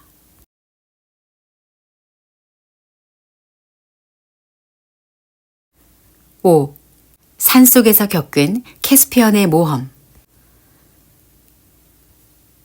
이런 일이 있고 난 뒤 캐스피언과 난쟁이 가정교사는 거대한 탑 꼭대기에서 여러 차례 비밀 얘기를 나누곤 했다. 그때마다 캐스피언은 옛 나니아를 더 많이 알게 되어 옛날을 꿈꾸며 그 시절로 돌아갔으면 하는 마음으로 여가를 보냈다. 그러나 캐스피언의 교육은 이제 시작이었기 때문에 여가 시간이 그리 넉넉하지 못했다. 캐스피언은 칼싸움과 말타기, 수영과 다이빙, 활쏘기, 피리와 비파 연주, 숫사슴 사냥법과 죽은 사슴을 칼질하는 법 따위를 배웠다. 또 우주학, 수사학, 문장학, 시 쓰는 법을 배웠으며 역사는 물론 법학, 의학, 연금술과 천문학도 조금씩 배웠다. 마법은 코넬리우스 박사가 왕자 신분에 어울리지 않는다고 말해 이론만 배웠다. 그러면서 박사는 이런 말을 덧붙였다. 그리고 저는 보잘것없는 마법사라서 하찮은 실험밖에는 못합니다. 항해술, 박사는 고귀하고 영웅적인 기술이라고 했지만 이에 대해 미라주 왕이 배와 바다라면 무조건 안 된다고 하는 바람에 전혀 배우지 못했다. 캐스피어는 자신의 눈과 귀를 통해 숱한 것들을 배우게 되었다. 더 어려서는 자신이 숙모인 푸르나 프리스미아 왕비를 왜 싫어하는지 궁금해하곤 했으나 이제는 숙모가 자기를 싫어했기 때문이라는 것을 깨달았다. 또 나니아가 불행한 나라라는 사실에도 점차 눈을 뜨기 시작했다. 높은 세금에 무자비한 법, 게다가 미라조 왕은 잔인한 사람이었다. 몇 년 뒤 왕비가 병에 걸린 듯 하더니 성 전체가 온통 왕비의 기로 들썩거리고 의사들이 분주히 오가는가 하면 귀족들도 연신 수군대며 법석을 떨었다. 초여름의 일이었다. 이 모든 소란이 계속되던 어느 날 밤, 잠자리에 든 지 몇 시간도 지나지 않아 코넬리우스 박사가 갑자기 캐스피언을 깨웠다. 캐스피언은 졸린 눈을 비비며 물었다. 천문학 공부하러 가려고요, 박사님? 박사는 얼른 소리를 낮추었다. 쉿, 저를 믿고 제 말대로 하십시오. 어서 옷을 입으세요. 긴 여행을 해야 할 테니까요. 캐스피언은 몹시 놀랐지만 선생님을 믿어야 한다는 사실을 알고 있었기에 당장 그 말에 따랐다. 캐스피언이 옷을 다 입자 박사가 말했다. 왕자님을 위해 여기 자루를 준비했습니다. 지금 옆방으로 가서 왕자님 저녁 식탁에 차려져 있던 음식을 이 자루에 가득 채워야 합니다. 시종들이 있을 텐데요. 골아 떨어졌으니 깰 염려는 없습니다. 저는 하찮은 마법사지만 잠들게 하는 정도는 할 수 있지요. 시종들이 대기하는 옆방으로 가보니 아니나 다를까 두 시종은 의자 위에 축 늘어진 채 드렁드렁 코를 골며 자고 있었다. 코넬리우스 박사는 재빨리 식은 닭고기와 사슴고기를 잘라넣고 빵과 사과 몇 개와 맛 좋은 포도주가 담긴 작은 병 하나도 함께 넣어 그 자루를 캐스피언에게 넘겨주었다. 자루는 여러분이 학교 갈 때 메고 가는 책가방처럼 캐스피언의 어깨에 딱 맞았다. 박사가 물었다. 검은 갖고 계십니까? 네. 그럼 이 망토로 검과 자루를 가리십시오. 됐습니다. 이제 거대한 탑으로 가서 얘기하지요. 탑 꼭대기에 다다랐을 때에 그날은 잔뜩 흐려서 타르바와 알람빌 별의 만남을 지켜보던 밤과는 딴판이었다. 코넬리우스 박사가 입을 열었다. 왕자님, 당장 이 성을 떠나 넓은 세계에서 새로운 삶을 찾으셔야 합니다. 여기서는 왕자님의 생명이 위험합니다. 왜요? 왕자님이 나니아의 진정한 왕이시기 때문입니다. 캐스피언 9세의 친아드님이시자 왕위 계승자이신 캐스피언 10세시니까요. 전하, 만수무강하소서. 그러고 나서 그 작은 사람은 느닷없이 한쪽 무릎을 꿇고 왕자의 손에 입을 맞추었다. 캐스피언은 깜짝 놀라 물었다. 그게 다 무슨 뜻이죠? 이해가 안 가요. 그 전에 왕자님께 여쭐 말씀이 있습니다. 왕자님이 제게 먼저 묻지 않으신 게 이상하지요. 왕자님은 캐스피언 왕의 아들이시지만 왕이 아니십니다. 왜 여태껏 한 번도 제게 그 이유를 묻지 않으셨습니까? 왕자님을 제외한 모든 사람들이 미라즈가 왕위를 찬탈한 사실을 알고 있습니다. 미라즈가 처음 이 나라를 통치했을 때엔 감히 왕이 될 생각은 하지 못했습니다. 그저 스스로를 섭정자라고만 했습니다.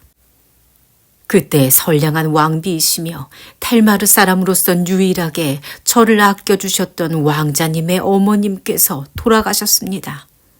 그 후로 왕자님의 아버님과 알고 지내던 귀족들이 하나 둘 죽거나 사라졌습니다. 물론 사고는 아니었습니다. 미라즈가 없애버렸던 겁니다. 벨리사와 우빌라스는 사냥 파티에서 화살에 맞아 죽었습니다. 마치 우연한 사고처럼 사람들의 눈을 속였지요. 파사리드 명문가 사람들도 남은 마지막 한 사람까지 북쪽 변방의 거인족과 싸우러 나갈 수밖에 없었습니다. 아를리언과 에리몬을 비롯한 10대 명은 반역죄의 누명을 쓰고 차례로 처형당했습니다. 비버댐의 두 형제는 미쳤다는 이유로 감금당했고요. 마지막으로 미라즈는 텔마르 사람들 가운데 바다를 겁내지 않았던 7명의 귀족들을 설득하여 동쪽 바다 너머 새 땅을 찾아 출항하도록 했습니다. 그들은 미라즈의 의도대로 영영 돌아오지 않았습니다. 왕자님을 위해 한마디라도 진언할 수 있는 사람은 모조리 없어졌고 미라즈의 아첨꾼들은 미라즈가 시킨 대로 미라즈에게 왕위에 오를 것을 간청했습니다. 당연히 그 간청은 받아들여졌지요. 캐스피어는 믿을 수 없다는 표정이었다. 그런데 이제는 삼촌이 나까지 죽이려 한다는 얘긴가요? 거의 확실합니다. 하지만 왜 이제 와서 그러는 거죠? 삼촌이 마음만 먹었다면 진작에 죽일 수도 있었잖아요. 그리고 내가 삼촌한테 무슨 해코지라도 했나요? 미라즈가 왕자님에 대한 생각을 바꿨습니다. 2시간 전에 그럴 만한 일이 일어났습니다. 왕비가 아들을 낳았기 때문입니다. 캐스피어는 몹시 의아해했다. 그게 나와 무슨 상관인지 모르겠네요. 박사가 소리쳤다. 모르시겠다뇨. 왕자님은 역사와 정치학을 그렇게 배우시고도 모르시겠습니까? 들어보세요. 미라즈에게 자식이 없었을 때에는 자기가 죽은 뒤에 왕자님이 왕위를 계승하는데 아무 이의가 없었습니다. 비록 썩 내키진 않았겠지만 전혀 모르는 남보다야 차라리 왕자님이 낫다고 여겼던 거지요. 그러나 이제 아들이 생겼으니 자기 아들이 다음 왕 자리에 오르기를 바랄 게 뻔합니다. 왕자님은 방해물만 될 뿐입니다. 그러니 미라즈는 왕자님을 없애버리고 말 겁니다. 삼촌이 정말 그렇게 나쁜 사람인가요? 정말 나를 죽일까요? 코넬리우스 박사는 단호하게 말했다. 미라즈는 왕자님의 아버님을 살해한 사람입니다. 캐스피어는 눈앞이 아찔해지며 아무 말도 할 수 없었다. 죄다 말씀드릴 수도 있지만 지금은 안 됩니다. 시간이 없어요. 당장 떠나셔야 합니다. 캐스피어는 박사를 쳐다보며 말했다. 같이 가실 거죠? 그럴 수는 없습니다. 그랬다간 왕자님이 훨씬 더 위험해집니다. 한 사람보다 2사람을 뒤쫓기가 더 쉬우니까요. 사랑하는 왕자님, 캐스피언 전하, 부디 용기를 내셔야 합니다. 당장 혼자 떠나십시오. 남쪽 국경을 넘어 아첸랜드 네인 왕의 궁전으로 가십시오. 그분께선 왕자님을 반가이 맞이하실 겁니다. 캐스피어는 떨리는 목소리로 물었다. 그럼 박사님을 다시는 못 만나게 되나요? 만나게 될 겁니다, 전하. 이 넓은 세상에 저한테 전하 말고 다른 친구가 또 누가 있겠습니까? 게다가 저는 마법을 조금 쓸 줄 압니다.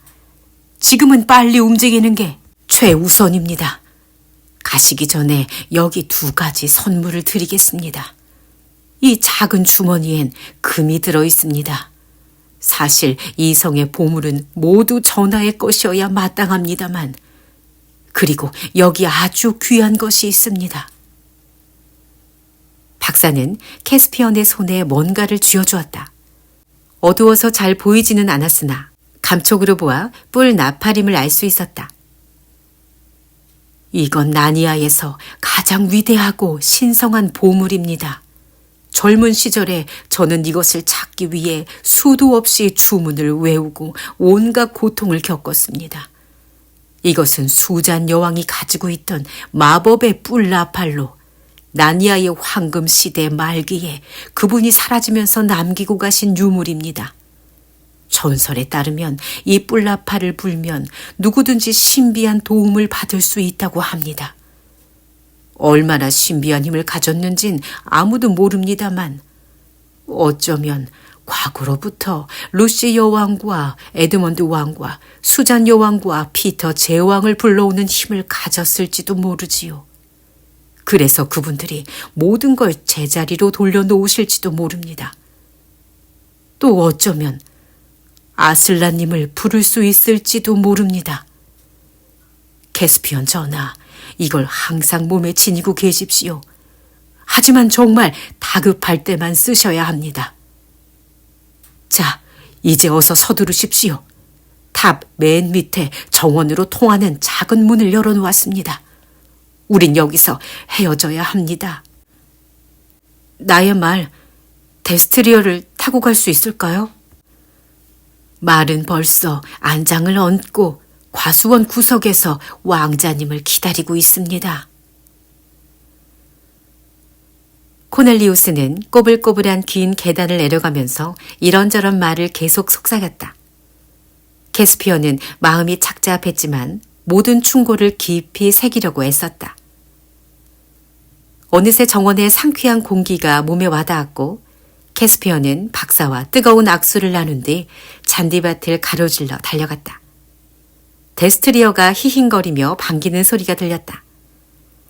그렇게 캐스피언 10세는 선조들의 성을 떠났다.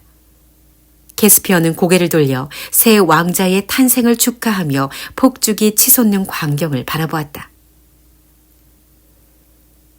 캐스피언은 밤새도록 남쪽을 향해 달렸다. 지리를 아는 곳은 숲을 통해 샛길과 승마길만 골라서 달렸지만 나중에는 큰 도로로 달려갔다. 데스트리어는 평소와는 다른 이번 여행에 주인만큼이나 들떠 있었다. 캐스피언도 코넬리우스 박사와 작별 인사를 나눌 때엔 눈물을 글썽였지만 자기가 왼쪽 허리춤에는 검을, 오른쪽에는 수잔 여왕의 마법의 뿔나파를 차고 모험을 향해 달려가는 캐스피언 왕이라고 생각하자 다소 기분이 나아지고 용기도 솟았다. 그러나 비가 부슬부슬 내리며 날이 밝아왔을 때 사방의 낯선 나무들과 야생 히스와 푸른 산이 펼쳐져 있는 광경을 보고 세상이 얼마나 크고 낯선 곳인지를 깨달았고 두려움과 함께 자신이 한없이 초라하게만 느껴졌다. 한낮이 되자 캐스피어는 좀 쉬려고 길에서 벗어나 휴식을 취할 만한 숲속의 풀밭을 찾았다. 데스트리어의 굴레를 벗겨주고 풀을 뜯게 한 뒤 자신은 식은 닭고기와 포도주를 먹고 곧 잠이 들었다. 잠에서 깨어났을 때엔 늦은 오후였다. 캐스피어는 간단히 요기를 하고 다시 길을 재촉했다. 사람들의 왕래가 드문 샛길을 따라 쉬지 않고 남쪽으로 달려갔다. 이윽고 수많은 언덕길이 나타나 언덕을 넘고 또 넘었는데 언제나 내리막길보단 오르막길이 더 많았다. 산등성이를 오를 때마다 더욱 크고 시커먼 산들이 눈앞을 가렸다. 저녁 무렵 캐스피어는 비교적 낮은 비탈길을 달고 있었다. 곧 바람이 불기 시작하더니 비가 억수같이 쏟아졌다. 천둥 소리가 들리자 데스트리어는 안절부절 못했다. 이제 그들은 캄캄한 어둠 속에서 끝없이 이어져 있을 것 같은 소나무 숲으로 들어섰다. 캐스피언의 머릿속엔 이제껏 들어왔던 인간을 적으로 생각하는 나무들에 대한 갖가지 얘기가 떠올랐다. 캐스피언은 자기도 결국은 닥치는 대로 나무를 베고 모든 야생생물들과 전쟁을 치렀던 종족의 일원인 텔마르 사람이라는 사실이 떠올랐다. 비록 자신은 다른 텔마르 사람과 다르다 할지라도 나무들이 그런 사실을 알아주기를 기대할 수는 없었다. 나무들은 알아주지 않았다. 바람이 더욱 거세지면서 나무들이 사방에서 무서운 소리를 내며 울어댔다. 그때 갑자기 쿵 하는 소리가 들려왔다. 캐스피언의 바로 등 뒤에서 커다란 나무 한 그루가 길을 가로질러 쓰러진 것이다.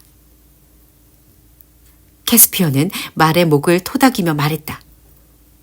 진정해! 데스트리어! 진정해! 그러나 간발의 차이로 죽을 고비를 넘겼으니 캐스피언도 온몸을 와들와들 떨지 않을 수 없었다. 번개불이 번쩍거리고 천둥은 우르르 쾅 굉음을 쏟아내며 바로 머리 위에서 금방이라도 하늘을 두 조각 내버릴 것만 같았다. 데스트리어는 미친 듯이 질주하기 시작했다. 캐스피어는 능숙한 기수였지만 말을 제지할 만한 힘은 없었다.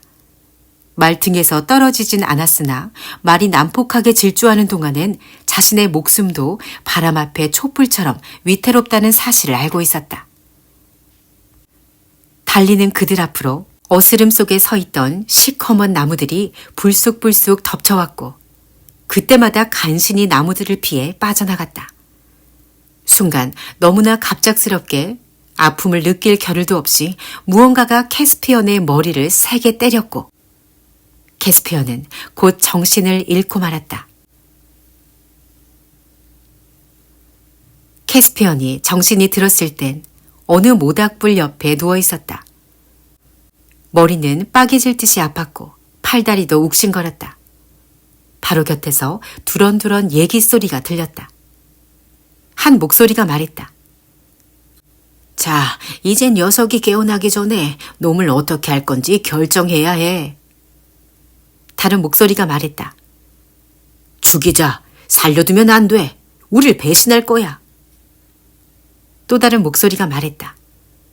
그 자리에서 죽였어야 했어. 아니면 그냥 내버려 두든가. 이젠 저 녀석을 죽일 수도 없어. 집에 데려와 붕대로 머리까지 싸매줬으니까. 지금 죽이면 손님을 살해하는 거야. 캐스피언이 가냘픈 목소리로 말했다. 여보세요. 나야 어떻게 되어도 상관없지만 내 가엾은 말은 잘 대해주세요. 첫 번째 목소리가 말했다. 네 말은 우리가 널 발견하기도 전에 벌써 도망쳐버렸어. 캐스피언은 그제야 그 목소리가 별나게에 바짝 쉬어있고 거칠다는 사실을 눈치챘다. 두 번째 목소리가 말했다. 더 이상 저 녀석이 꼬드기는 말을 늘어놓게 하지마. 아직. 세 번째 목소리가 소리쳤다. 헛소리 집어치워. 우린 물론 저 녀석을 죽일 수 없을 거야. 부끄러운 줄 알라고. 니카브리, 어이 트러플 헌터, 자네 생각은 어때? 저 녀석을 어떻게 할까? 첫 번째 목소리가 다시 말했다.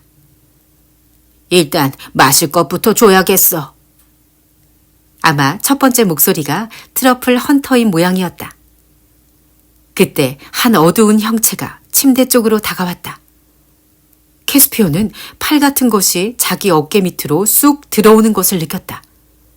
그 형체는 어딘지 좀 이상해 보였고 캐스피언을 굽어보는 얼굴 역시 마찬가지였다. 털복숭이 얼굴에 터무니없이 길쭉한 코, 얼굴 양쪽에 희한한 흰 반점이 나 있었다. 가면을 썼나? 아니면 내가 열이 올라 헛것을 보고 있는 걸까? 캐스피언은 속으로 중얼거리며 뜨겁고 달콤한 액체를 받아 마셨다. 그 순간 누군가 모닥불을 수석거렸다.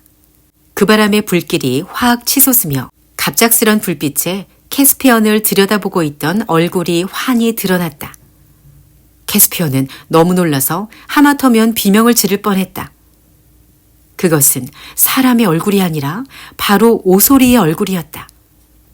비록 여태껏 보아온 오소리보다 더 크고 다정하고 더 영리해 보이긴 했지만 오소리는 오소리였다. 게다가 분명히 말을 하고 있었다. 그제야 캐스피어는 자기가 동굴 안에 히스 침대에 누워있다는 사실을 알게 되었다. 불 옆에는 수염을 늘어뜨린 작은 남자 둘이 앉아 있었다. 코넬리우스 박사보다 훨씬 작고 거친 데다 털이 많고 뚱뚱했다. 캐스피어는 대번에 그들이 진짜 난쟁이임을 알아차렸다. 몸속에 인간의 피라고는 한 방울도 흐르지 않은 옛 난쟁이였던 것이다. 캐스피어는 마침내 옛 나니아 국민들과 만났음을 깨달았다. 그러나 그때 다시금 머리가 핑핑 돌기 시작했다. 며칠 후 캐스피어는 그들의 이름을 모두 알게 되었다. 오소리는 트러플 헌터였는데 셋 가운데 가장 나이가 많고 친절했다. 캐스피언을 죽이고 싶어 했던 난쟁이는 심술궂은 검은 난쟁이, 머리카락과 수염이 까만 데다 말총처럼 빳빳하고 숱이 많아서 붙은 별명이다. 이름은 니카브릭이었다. 또 다른 난쟁이는 머리카락이 여우털처럼 붉은 난장이었는데 이름은 트럼프킨이었다. 캐스피언이 일어나 앉아 말을 할 수 있을 만큼 회복된 첫날 저녁에 니카브릭이 먼저 말을 꺼냈다. 자, 이제 이 인간을 어떻게 할지 결정해야 해. 자네 둘은 내가 저 녀석을 죽이려고 할 때 막았으니 저 녀석한테 큰 친절을 베풀었다고 생각하겠지. 하지만 그 결과는 녀석을 평생 포로로 잡아둬야 한다는 것뿐이야. 나는 저 녀석을 살려보낼 생각이라곤 눈꼽만치도 없어. 자기 동족한테 돌아가서 우릴 배신하고 말 테니까. 정신 나갔군, 니카브릭. 도대체 왜 그렇게 야멸차게 구는 거야? 저 친구가 우리 동굴 밖에 있는 나무에 머리를 부딪힌 건 자기 잘못이 아니야. 또 배신자처럼 보이지도 않고. 캐스피언이 끼어들었다. 여러분은 내가 돌아가기를 원하는지 어떤지도 아직 모르고 있잖아요. 난 돌아가고 싶지 않아요. 여러분만 받아주신다면 여기서 같이 지내고 싶어요. 난 여태껏 여러분들을 찾아다녔어요. 니카브릭이 퉁명스레 쏘아붙였다. 참 말되네. 넌 텔마르 사람이야. 그렇지? 그러니 너네 동족에게 돌아가고 싶을 게 당연하잖아. 제가 아무리 그러고 싶어도 그럴 수가 없어요. 사고를 당했을 때 저는 죽기 살기로 도망치던 중이었습니다. 미라주 왕이 나를 죽이려 하거든요. 여러분이 저를 죽이는 건 왕을 기쁘게 하는 일이에요. 트러플 헌터는 깜짝 놀랐다. 설마? 트럼프킨도 놀란 표정이었다. 아니, 무슨 소리야? 그 나이에 미라주와 맞붙어 싸울 짓이라도 했단 말이냐? 그 사람은 제 삼촌이에요. 캐스피언이 그 말을 꺼내기가 무섭게 니카브릭은 단검을 손에 쥐고 벌떡 일어섰다. 그것 봐! 이놈은 델마르 사람일 뿐만 아니라 우리의 철천지 원수의 친족이자 후계자라고! 이런 놈을 살려두자니 자네들 정신 나갔어? 만일 트러플 헌터와 트럼프킨이 니카브릭을 가로막고 강제로 주저앉혀 꽉 붙들고 있지 않았다면 캐스피언은 그 자리에서 단도에 푹 찔리고 말았을 것이다. 트럼프킨이 말했다. 니카브릭 참겠나? 아니면 트러플 헌터와 나한테 머리가 깔아뭉개지겠나? 니카브릭은 마지못해 자제하겠다는 약속을 했고 다른 둘은 캐스피언에게 사정 얘기를 전부 들려달라고 했다. 캐스피언이 모든 이야기를 다 털어놓자 잠시 침묵이 흘렀다. 이윽고 트럼프킨이 입을 열었다. 이렇게 괴상한 얘기는 난생 처음이군. 니카브릭이 투덜거렸다. 정말 마음에 안 드는 얘기야. 인간들 사이에서 아직도 우리 얘기가 떠들고 있는 줄은 몰랐어. 인간들이 우리를 모를수록 좋은데 말씀이야. 그 늙은 유모만 해도 그래. 입 다물고 있는 게 차라리 나았지. 게다가 그 선생이라는 배반자 난쟁이까지 말려들어선. 아휴, 난 배반자 난쟁이라면 치가 떨려. 인간보다 더 싫단 말이야. 자네들 내 말 명심해. 이건 좋을 게 하나도 없는 일이야. 트러플 헌터가 말했다. 니카브릭, 잘 알지도 못하는 일을 갖고 왈가왈부하지 마. 자네 난쟁이들은 인간만큼이나 잘 잊어버리고 변덕스럽지. 난 동물이고 게다가 오소리야. 우리는 변함이 없어. 한결같아. 난 이 일로 우리에게 아주 좋은 일이 생길 거라고 믿어. 이 친구는 나니아의 진짜 왕이야. 우린 지금 나니아로 돌아온 진짜 왕을 만난 거란 말이야. 난쟁이들은 잊었을지 모르지만 우리 동물들은 기억하고 있어. 나니아는 아담의 아들이 왕이었을 때에만 정상적이었다는 사실을. 그러자 트럼프킨이 언성을 높였다. 웬 뚱딴지 같은 소리야? 이봐, 자네는 이 나라를 인간들한테 넘겨주고 싶다는 거야? 오소리는 조리 있게 대답했다. 난 그런 얘긴 한마디도 안 했어. 내가 말한 건 인간의 나라가 아니라 한 인간이 다스리는 나라야. 우리 오소리들은 옛일을 생생히 기억하고 있어. 생각해봐. 피터 제왕도 인간이었잖아. 트럼프킨이 물었다. 자넨 그런 옛날 얘기를 그대로 믿는단 말인가? 트러플런터는 자신있게 말했다. 아까도 말했지만 우리 동물들은 변함이 없어. 우리는 잊지 않아. 나는 케어 페러벨 성에서 통치했던 피터 제왕과 다른 왕들을 믿어. 아슬란님을 믿는 만큼이나 굳게 믿어. 트럼프킨이 말했다. 아이고, 그것만큼은 꽤나 단호하시군. 하지만 요즘 세상에 누가 아슬란을 믿나? 캐스피언이 끼어들었다. 난 믿어요. 설사 전에는 안 믿었더라도 지금부터는 믿고 싶어요. 찬찬히 생각해 보세요. 인간들 가운데서 아슬란님을 비웃던 사람들은 말하는 동물들과 난쟁이에게도 코웃음을 쳤죠. 나도 이따금 아슬란님의 존재가 의심스러웠어요. 아울러 여러분 같은 이들이 정말 있는지도 의심스러웠습니다. 그런데 여러분은 여기 이렇게 있잖아요. 그러자 트러플런터가 소리쳤다. 맞습니다. 옳은 말씀입니다. 캐스피언 전하께서 옛 나니아를 진실하게 대하시는 한 누가 뭐래도 전하는 저희 왕이십니다. 전하, 만수무강하소서. 순간 니카브릭이 사납게 고함을 쳤다. 이봐 오소리! 역겨운 소리 그만해! 피터 제왕과 다른 왕들이 인간이긴 했지만 그들은 종류가 다른 인간들이었어. 이 녀석은 저주받은 델마르 사람이란 말이야. 놈은 운동 삼아 동물들을 사냥해온 인간이야. 안 그래? 그러면서 니카브릭은 비난하는 눈초리로 캐스피언을 쏘아보았다. 캐스피언은 기어들어가는 소리로 대답했다. 사실 그런 적이 있어요. 하지만 말하는 동물은 아니었어요. 니카브릭이 쏘아붙였다. 그거나. 트러플런터가 말했다. 아니야. 그게 다르다는 건 자네도 알잖나. 요즘 나니아의 동물들은 예전하곤 딴판이라 칼로르맨이나 텔마르에서도 늘 볼 수 있는 어리석고 불쌍한 말 못하는 동물에 지나지 않아. 또 덩치도 작고 우리하고는 다르지.